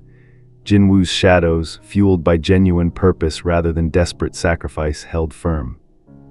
"This isn't possible," the architect gasped, their form beginning to destabilize. "I have the power of 17 monarchs." "You have the power," Jin Woo agreed, "but I have the reason to use it." The final exchange was almost anticlimactic. Jin Woo didn't obliterate his corrupted self with overwhelming force, he simply outlasted them. The architect's stolen powers consumed themselves, burning through their host in pursuit of victory, while Jin Woo's controlled approach preserved his essence. The architect fell to their knees, their form fragmenting. The mask shattered completely, revealing eyes that held centuries of regret. "I was you," they whispered. "I could have been you." "You still made your choices," Jin Woo said without cruelty, "as I made mine." "If you had one chance," the architect asked as they faded, "would you do it all again, all the sacrifice, all the pain?" Jin Woo looked at Charlie, still holding his hand despite the danger, at the portal where his friends from the hotel waited, at this impossible dimension where a naive princess believed in redemption and a radio demon chose to help rather than exploit. "Yes," he answered honestly, "because every sacrifice led me here, to people who remind me why protecting others matters." The architect dissolved completely, their stolen power dispersing harmlessly into the void between dimensions. The chapter ends with Jin Woo and Charlie returning through Lucifer's portal to find the hotel staff waiting anxiously, with Alastor slow clapping sarcastically, but his eyes showing genuine relief, and across hell, every overlord and major power receiving the same message through their networks. The Shadow Monarch had fought a version of himself and won by choosing restraint over overwhelming force, a message that terrified them more than any display of raw power could have, because it meant he was learning, adapting, becoming more dangerous by becoming more controlled. The aftermath of the battle left Jin Woo bedridden for 3 days. Not from physical injury, his body had transcended such limitations, but from soul exhaustion. Using the system's final failsafe had burned through reserves he'd built over years of progression. Baru, Igris, Tank, and the others had returned to whatever void housed them, their temporary manifestation costing more than Jin Woo had anticipated. Charlie insisted on personally caring for him, much to Vaggy's protective concern. "You don't have to do this," Jin Woo said weakly from his bed as Charlie brought him water he didn't technically need. "I'm not actually sick." "Your soul is recovering from catastrophic expenditure," Charlie replied firmly. "That counts as sick. Besides, you literally saved yourself because I reminded you that you didn't have to sacrifice everything. The least I can do is make sure you actually recover." About that, Jin Woo struggled to sit up. "When you touched me during the battle, you saw everything, didn't you? My past, what I've done." Charlie was quiet for a moment. "I saw someone who carried impossible weight and never complained. Someone who made terrible choices because all the alternatives were worse. Someone who," she paused, "someone who reminds me of my dad, actually. All that power, all that responsibility, and underneath it, just a person who's tired." "Your father is the devil," Jin Woo pointed out. "And you're a monarch of death who fights for redemption hotels," Charlie countered with a small smile. "We're all complicated." Over the following days, as Jin Woo recovered, he noticed changes in how the hotel's residents interacted with him. The fear was still present, that would probably never fully disappear, but it was tempered by something else. Respect, perhaps, or understanding that the monster they'd witnessed was ultimately pointed in the right direction. Angel Dust visited on the second day, bringing magazines and gossip. "So, you fought yourself and won. That's some philosophical shit right there. What was it like, seeing what you could have become?" "Familiar," Jin Woo admitted. "The architect made all the choices I was tempted to make. Power for its own sake, isolation as protection, eliminating threats before they could become problems. The only difference was, you had people who gave a shit about you," Angel finished. "Yeah, that'll do it." Husk appeared on the third day with a bottle of something that smelled like it could strip paint. "Don't usually do the heartfelt talk thing, but figured you should know what you did, choosing not to. Burn yourself out, choosing to survive instead of going down in a blaze of glory. That took more guts than any of the fighting." "I don't understand," Jin Woo said. "You're a weapon, right? Spent your whole life being pointed at problems. Weapons don't choose to survive. They choose to be effective even if it destroys them. You chose different. You chose to be a person instead of a tool. Husk struggled for words. "That's the shit Charlie's been trying to teach us, that we get to choose who we are, not just react to what we were made to be." Even Alastor visited, though his approach was characteristically theatrical. He materialized in Jin Woo's room during the night, when the hotel was quiet. "The Shadow Monarch chooses restraint," Alastor mused. "How delightfully unexpected. Tell me, do you regret it? Not obliterating the architect with overwhelming force, not burning yourself to ash to ensure absolute victory." "No," Jin Woo answered. "I regret that I almost forgot I had options beyond sacrifice." Alastor's smile was contemplative. "You've changed the game, you know. Every overlord in hell watched that battle. They saw you choose precision over power, survival over glory. Do you know what that tells them?" "That I'm weak.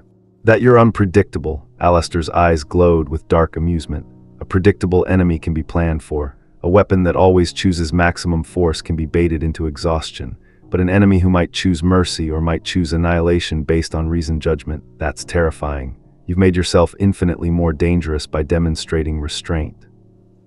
Jin Woo hadn't considered that angle. In his world, overwhelming power had been enough. Here, in Hell's complex political ecosystem, adaptability was apparently more valuable than raw strength. On the fourth day, Jin Woo finally left his room to find the hotel transformed. News of the architect's defeat had spread, and with it, a wave of new arrivals. Demons who'd heard about the hotel but dismissed it as naive fantasy were now reconsidering. If the Shadow Monarch, a being who'd fought an angel and defeated an alternate version of himself, chose to serve here, perhaps there was something real to Charlie's dream. The lobby was packed with sinners seeking entry. Charlie looked overwhelmed but delighted, processing applications with Vaggy's help while Nifty cleaned compulsively and muttered about germs. Jin Woo, Charlie spotted him immediately. "You're up, how do you feel?" "Functional," he replied, surveying the crowd. "What's happening?" "Your battle convinced people that redemption might be possible," Vaggy explained. "Word spread that you chose to hold back, to survive rather than self-destruct. Apparently that's inspired some demons to reconsider their own choices." Jin Woo felt a strange emotion, something between pride and discomfort. He hadn't meant to inspire anyone. He'd simply made a choice to live rather than die. A small demon approached tentatively. "Excuse me, Mr. Monarch, I just wanted to say, I've been in hell for 40 years, convinced I deserved every punishment, every cruelty. Then I heard about you, about how you fought yourself and won by choosing to be better, and I thought, maybe I could choose to be better too." The demon's sincerity was painful in its hopefulness. "I'm not a role model," Jin Woo said carefully. "I'm just someone trying to figure out how to exist without constantly fighting." "That's exactly what I need to learn," the demon replied.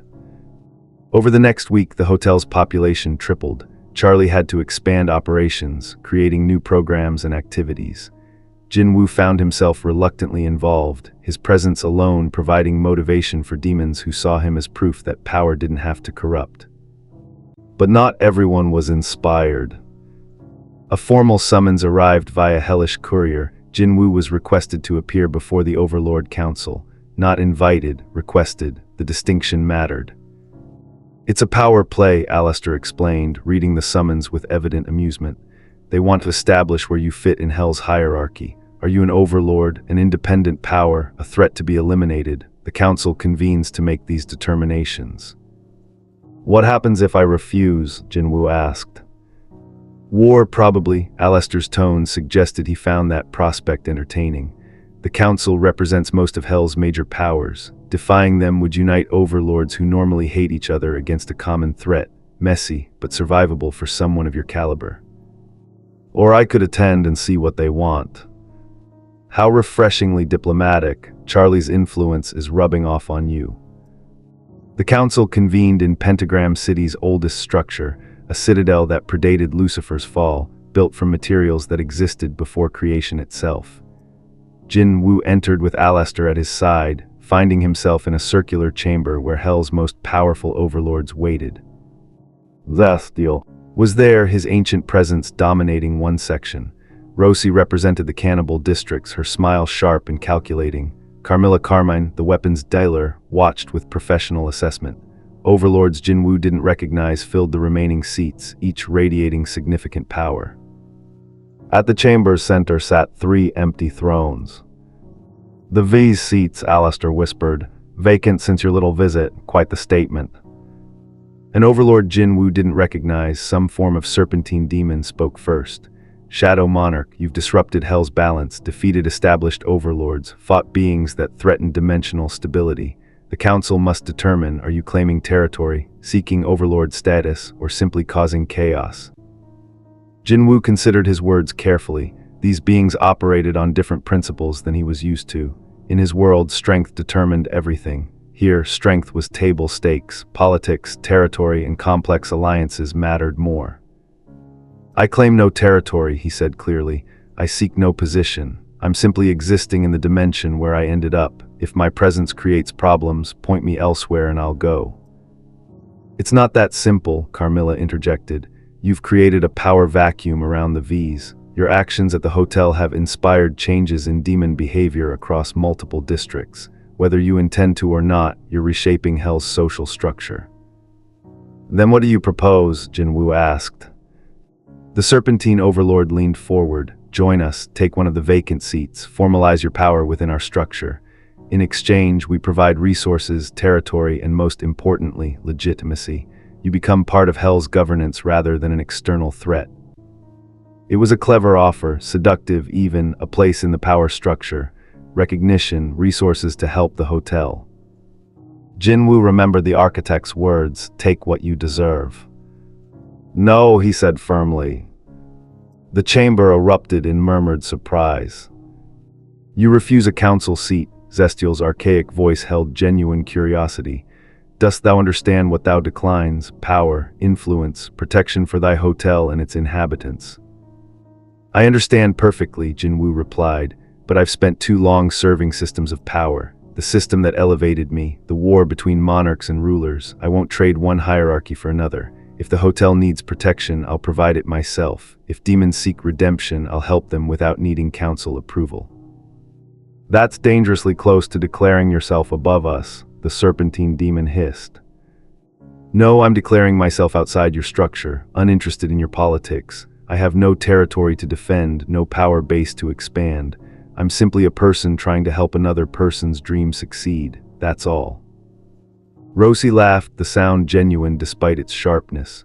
"Oh, he's serious. He actually doesn't want power. How refreshing. When was the last time any of us met someone who genuinely didn't want to rule?" "It's either admirably naive or dangerously arrogant," Carmilla observed. "Perhaps," Alastor interjected with his perpetual grin, "it's simply honest. Jin Woo has already been a monarch. He's already wielded ultimate power. He knows exactly what it costs. Small wonder he'd refuse to repeat the experience." The council deliberated, their discussion revealing the complex web of alliances and enmities that governed Hell. Finally, Zestial spoke with the weight of ages. "The council accepts thy position, Shadow Monarch. Thou shalt remain outside our structure. But know this, independence comes with risk. We provide no protection, no intervention. Should conflict arise, thou art alone." "I've always been alone," Jin Woo replied. "I'm used to it." He left the citadel with Alastor, declining the power he could have claimed. The chapter ends with Jin Woo returning to the Hazbin Hotel to find Charlie leading a group therapy session, her enthusiasm infectious despite the obvious challenges. And as he watches her work with sinners who genuinely want to change, he realizes that refusing the council seat wasn't about pride or fear. It was about choosing what he was fighting for rather than what he was fighting against, while in the shadows of the citadel. The overlords begin planning how to respond to a power that refuses to be controlled or predicted. Heaven's response came exactly 3 weeks after the architect's defeat. Not an invasion, not Azrael's return, something far more insidious. The extermination was early. Charlie received the notification via official heavenly decree delivered by a lower angel who refused to make eye contact. The annual culling of Hell's population, typically scheduled with predictable regularity, had been moved up by 6 months. No explanation, no justification, just cold bureaucratic mandate. "They're doing this because of me," Jin Woo realized immediately. The hotel's residents gathered in the lobby, tension tea. Hick enough to taste, everyone understood what extermination meant. Angels descending to slaughter demons indiscriminately, reducing Hell's population to manageable levels while providing catharsis for Heaven's soldiers. "It's not just you," Lucifer said, appearing in his usual burst of flame. He looked tired in a way that transcended physical exhaustion. "The council's been petitioning for changes to the extermination schedule for years. You just gave them the excuse they needed. Unusual dimensional instability, requiring enhanced population management." "How many will die?" Jin Woo asked. "Thousands, tens of thousands, depending on how thorough they decide to be." Lucifer's expression was bleak. "I've tried to stop it, negotiated, threatened, even called in favors from when I was still part of their choir. Nothing works. Heaven views demons as infinite resources. Killing us isn't murder in their eyes, it's gardening." Charlie was shaking, whether from rage or fear, Jin Woo couldn't tell. "There has to be something we can do. We can't let them slaughter people who are trying to change." "The hotel will be protected," Lucifer assured her. "I'll establish wards that even exorcists can't breach. Your residents will survive." "And everyone else," Charlie demanded. "The demons who haven't made it here yet, the ones who are still figuring out if redemption is possible, we just abandon them." Silence filled the lobby. Jin Woo understood the mathematics of triage. In his world, he'd made similar calculations countless times. You saved who you could. You didn't sacrifice everything for those you couldn't reach. It was cold, pragmatic, necessary. It was also wrong. "I'll stop them," he said quietly. Everyone turned to stare. "You'll what?" Vaggie asked. "I'll stop the extermination, or at least delay it, give people time to reach shelter." Jin Woo, Lucifer said carefully, "Do you understand what you're proposing? The exorcists are heaven's elite, dozens of them, possibly hundreds, all armed with angelic weapons that can permanently kill demons. You'd be facing an army alone." "I've faced armies before. Not like this, not without your full power."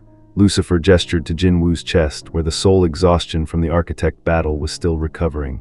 "You're operating at maybe 60% capacity. You'd be outnumbered, outgunned, and fighting beings specifically designed to kill your kind of power." "Then I'll fight at 60%, Jin Woo replied with the same calm he'd used to describe fighting god-level monarchs. "I'm not saying I'll win, I'm saying I'll buy time, slow them down, make them focus on me instead of indiscriminate slaughter." "That's suicide," Alastor observed, though his tone carried unusual seriousness. "Glorious suicide, certainly. The kind of last stand that legends are built on, but suicide nonetheless." Jin Woo thought about Tommy, the demon who'd been murdered for showing progress, about the small demon who'd thanked him for choosing to survive, about every resident of the hotel who was trying, genuinely trying, to be better than what hell had made them. "I've died before," he said, "or come close enough that the distinction didn't matter. I erased myself from existence to save my world. Fought battles where survival wasn't expected. This isn't different." "It's completely different," Charlie said, stepping forward with tears streaming down her face. "Before you were alone, you had to be the hero because there was no one else, but you're not alone now. You have us. You have the hotel. You have me." The raw emotion in her voice made something crack in Jin Woo's chest. "I can't just watch people die," he said quietly. "Not when I have power to prevent it. That's not redemption, that's cowardice." "And I can't watch you sacrifice yourself again," Charlie shouted. "You told me during the architect battle that you deserve peace, that you deserve rest. Was that a lie? Or are you so used to being a weapon that you can't imagine existing any other way?" The accusation hit harder than any physical attack. "Charlie's right," Angel Dust interjected. "You've got this whole martyr complex going. Always ready to throw yourself on the grenade. When do you get to just live?" "After people stop dying," Jin Woo answered simply. Vaggie grabbed Charlie's shoulder as the princess looked ready to physically restrain him. "He's made his choice. We need to focus on what we can control, reinforcing the hotel, getting as many demons to safety as possible. If Jin Woo wants to buy us time, we use that time effectively." The strategy session that followed was grim but efficient. Lucifer would establish sanctuary wards around the hotel and several key locations. Alastor would use his broadcasting abilities to warn demons across Pentagram City. Charlie and Vaggie would coordinate evacuation routes. Husk and Angel would help shelter management. And Jin Woo would face heaven's army alone. The night before the extermination, Charlie found him on the roof. "I can't change your mind, can I?" she asked, sitting beside him. "No, even though it's suicidal, even though you just lectured me about having reasons to survive." "Especially because of that," Jin Woo said. "The reason I survive is to protect people like you, people who believe things can be better. If I let the extermination happen without resistance, what does that say about what I value?" Charlie was quiet for a long moment. "In my dad's war against heaven, millions died, both sides. The conflict was so catastrophic that reality itself was damaged. It ended with him being cast down, with hell being created as a prison, with eternal separation between realms, all because neither side would back down." "Are you saying I should back down?" "I'm saying wars between cosmic forces never end cleanly. Someone always pays the price. Usually everyone pays the price." She looked at him with eyes that held both her father's ancient wisdom and her own desperate hope. "But I also know that sometimes the only way to stop a cycle of violence is for someone to stand up and say, 'No more,' even if it costs them everything."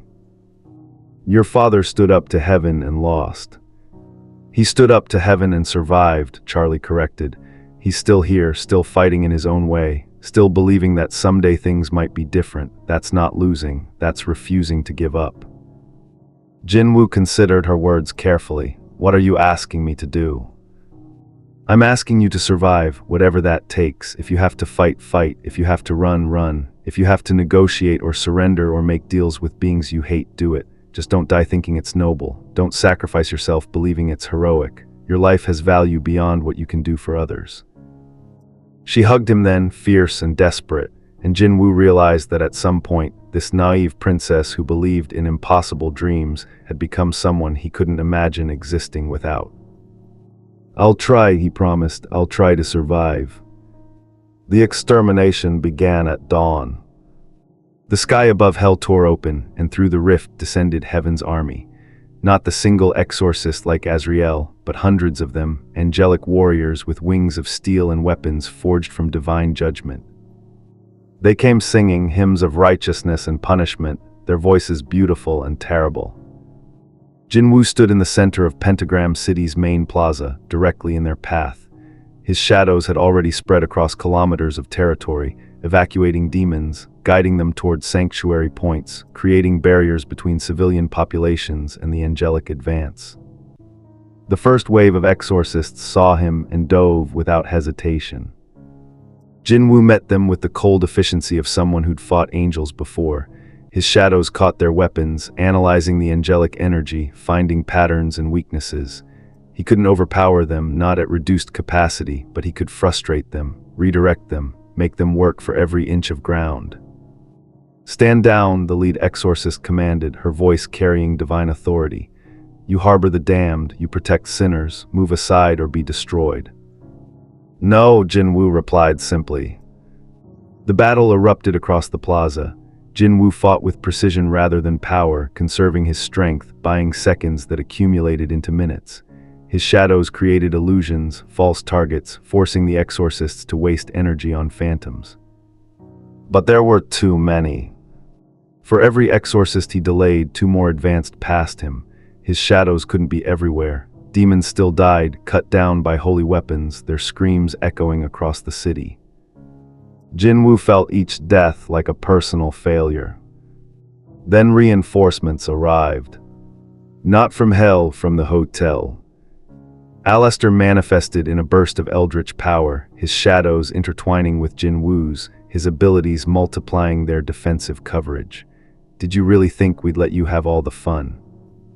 Angel dust emerged from a portal Lucifer had created, armed with weapons from Carmilla Carmine's personal arsenal. We're not letting you die alone, asshole. Vaggie descended with spear blazing, her combat training putting several exorcists on the defensive.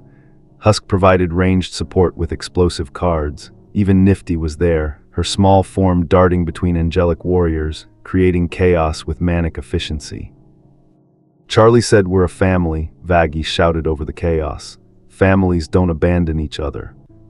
The battle's tide shifted, but not in their favor. The exorcists adapted, forming coordinated strike teams. Jin W. Woo felt his reserves depleting faster than anticipated. Even with help, they were being overwhelmed. Then the sky erupted with crimson fire. Lucifer descended in his true form, not the diminutive, theatrical persona he usually wore, but the morning star in all his terrible glory. His 6 wings spread across the horizon, high. Power causing reality itself to buckle and scream. Enough, he commanded, and the word stopped the battle instantly. Every exorcist froze, not from choice but from the weight of authority that predated their existence. Lucifer had been the highest of angels before his fall. His voice still carried the resonance of that ancient hierarchy. You invade my domain, Lucifer continued, his voice calm but absolutely final. You slaughter my subjects without provocation. You violate every treaty established after the last war, on whose authority? The lead exorcist struggled against his power, finally managing to speak. Heaven's authority. The realm requires population management. Heaven requires nothing, Lucifer interrupted. Heaven desires, there's a difference, and I say no. This extermination ends now, or we revisit the old conflicts. All of them, do you want that? The threat was clear. Lucifer could wage war on heaven again. It would be catastrophic for both sides, but he had the power to do it. The exorcists withdrew, ascending through the rift with expressions of frustrated rage. But the lead exorcist paused before leaving, turning to address Jin Woo directly. "The Shadow Monarch, you protected demons, fought against divine judgment. Heaven marks you now. When the true reckoning comes, you will answer for this choice." Then they were gone, the rift sealing behind them. The plaza fell silent except for the groans of wounded demons and the crackle of dying fires. Jin Woo collapsed to one knee, his reserves completely depleted. Charlie rushed to his side, supporting him before he could fall further. "You survived," she said, relief and joy mixing in her voice. "You actually survived."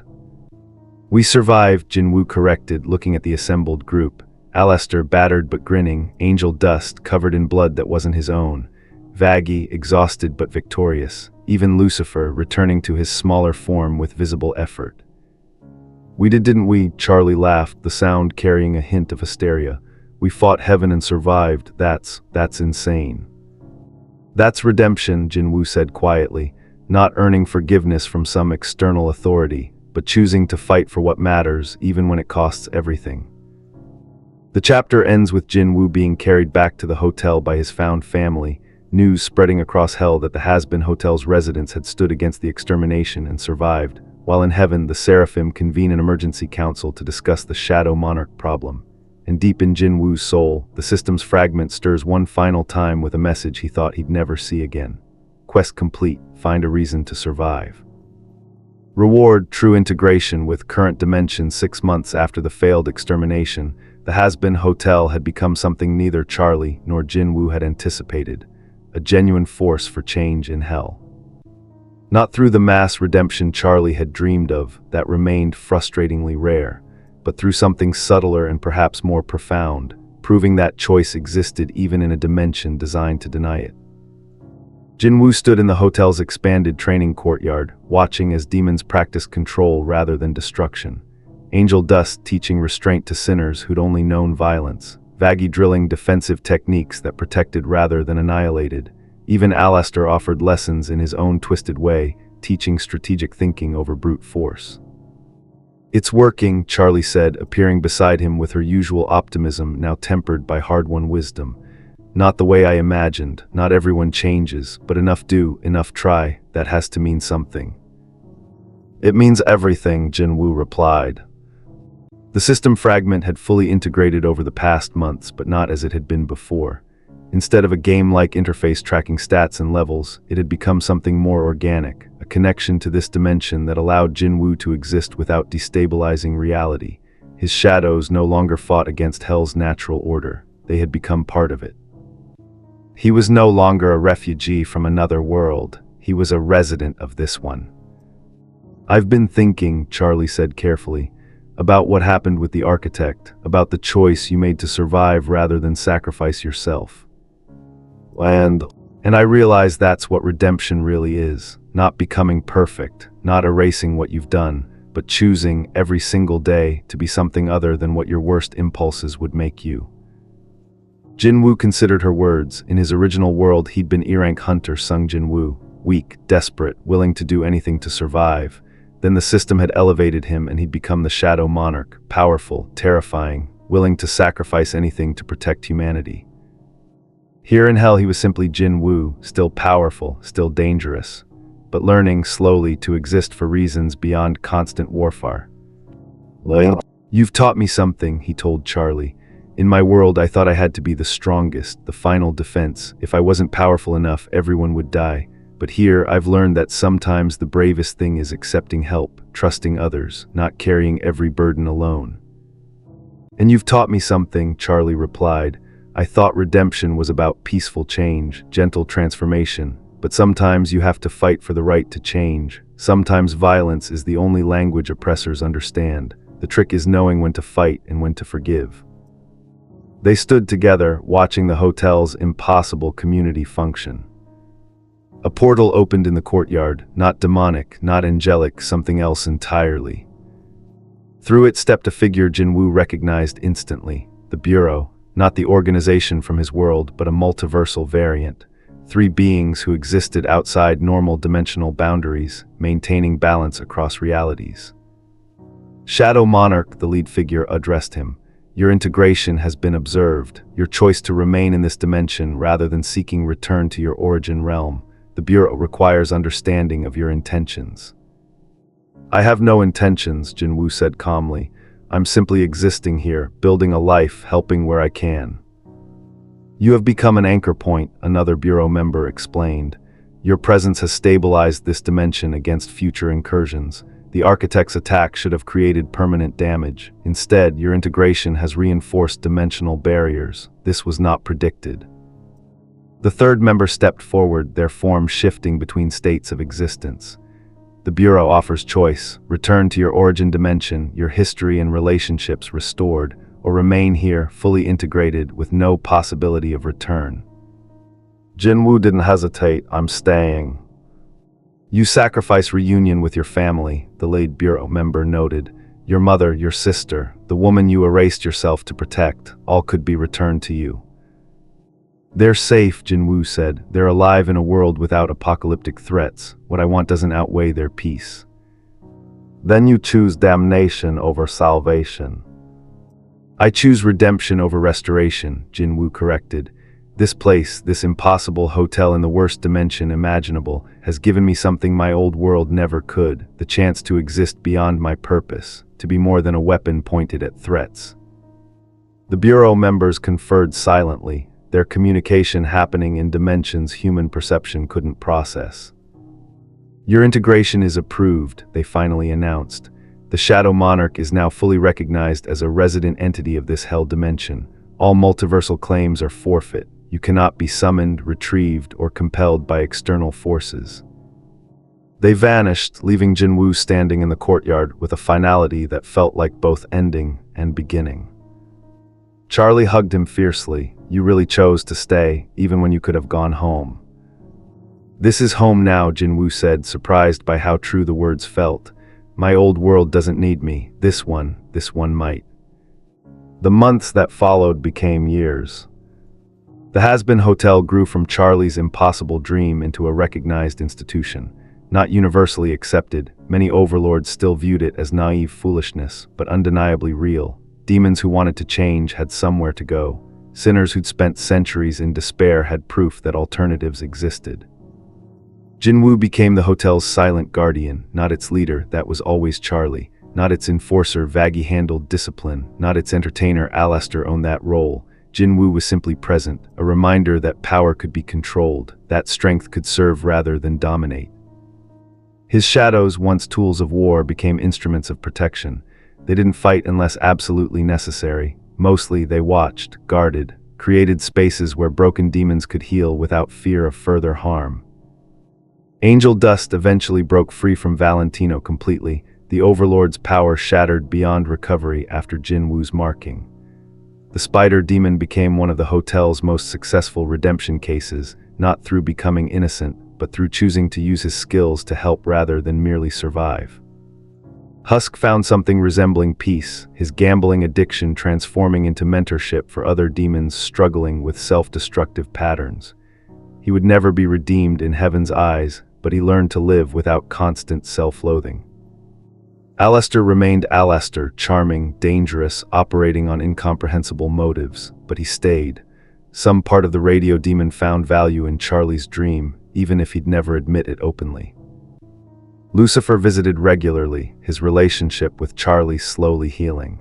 He and Jin Woo developed an odd friendship built on mutual understanding of what T meant a fall, Lucifer from heaven's grace, Jin Woo from his world's salvation. You could have been like me, Lucifer observed during one visit, powerful enough to rule, bitter enough to want to, but you chose differently. You chose differently too, Jin Woo replied. You could have destroyed heaven during that final confrontation. Instead, you let them leave, protected your daughter's dream. Maybe we're both learning, Lucifer mused, that power without purpose is just noise, that the real victory isn't domination but finding reasons worth not dominating for. 5 years after Jin Woo's arrival, the first demon achieved redemption. Not one of the hotel's high-profile residents, not someone with a dramatic backstory or universe-shaking power, just a sinner who'd spent decades in hell for crimes of selfishness and cruelty. Someone who'd worked quietly at the hotel, helping others, confronting their own darkness, choosing every single day to be better than they'd been. They simply ascended, disappeared in a flash of light that Charlie insisted was divine approval, though no one from heaven acknowledged it. The hotel celebrated for days. One, Charlie said, tears of joy streaming down her face. One demon redeemed in 5 years. Most people would say that's failure, that the effort wasn't worth it. Most people are idiots, Jin Woo replied. One soul saved is one universe preserved. I learned that the hard way. More followed over the years, not many, never many, but enough to prove the concept. Enough to show that even in hell, change was possible. Jin Woo watched his shadows patrol the hotel grounds, no longer soldiers awaiting battle but guardians maintaining peace. He'd been a weapon his entire existence across 2 dimensions. Here, finally, he'd learned to be something more. Not a hero. Heroes pursued glory and recognition. Not a monster. Monsters existed only to destroy. Just someone who'd found a place to belong, a purpose beyond endless war. A family that hadn't been born from blood but chosen through shared struggle. The final scene shows Jin Woo standing on the hotel's roof at sunset, watching hell's perpetual chaos continue below while the hotel stands as a small island of impossible hope. Charlie joins him, no longer the naive princess who'd opened these doors years ago, but a leader who'd learned that redemption was measured in individual choices rather than mass salvation. Do you ever regret it, she asks, giving up your world, your power, everything you were? Jin Woo considers the question carefully, looking at the shadows that no longer hunger for war, at the hotel filled with demons trying to be better, at this woman who taught him that strength could be gentle and hope could be practical. No, he answers with absolute certainty.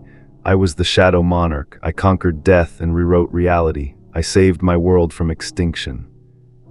He smiles, a real smile, rare and genuine. But here I learned something more important. I learned to live, not for some grand purpose or cosmic mandate, just to live, to exist, to choose my battles and my peace, to have people who matter and places worth protecting not because the universe demands it, but because I want to. That's redemption, Charlie says softly, not earning heaven's approval, just choosing who you are rather than accepting what others made you. As hell's eternal night deepens, the Hazbin Hotel's lights burn bright, a beacon for the lost, a sanctuary for the broken, protected by a monarch who learned that the greatest power isn't conquering death but choosing life. And in the shadows cast by those lights, Jin Woo's army rests peacefully, no longer weapons awaiting deployment but memories of battles fought and wars ended, finally at peace because their king has found his.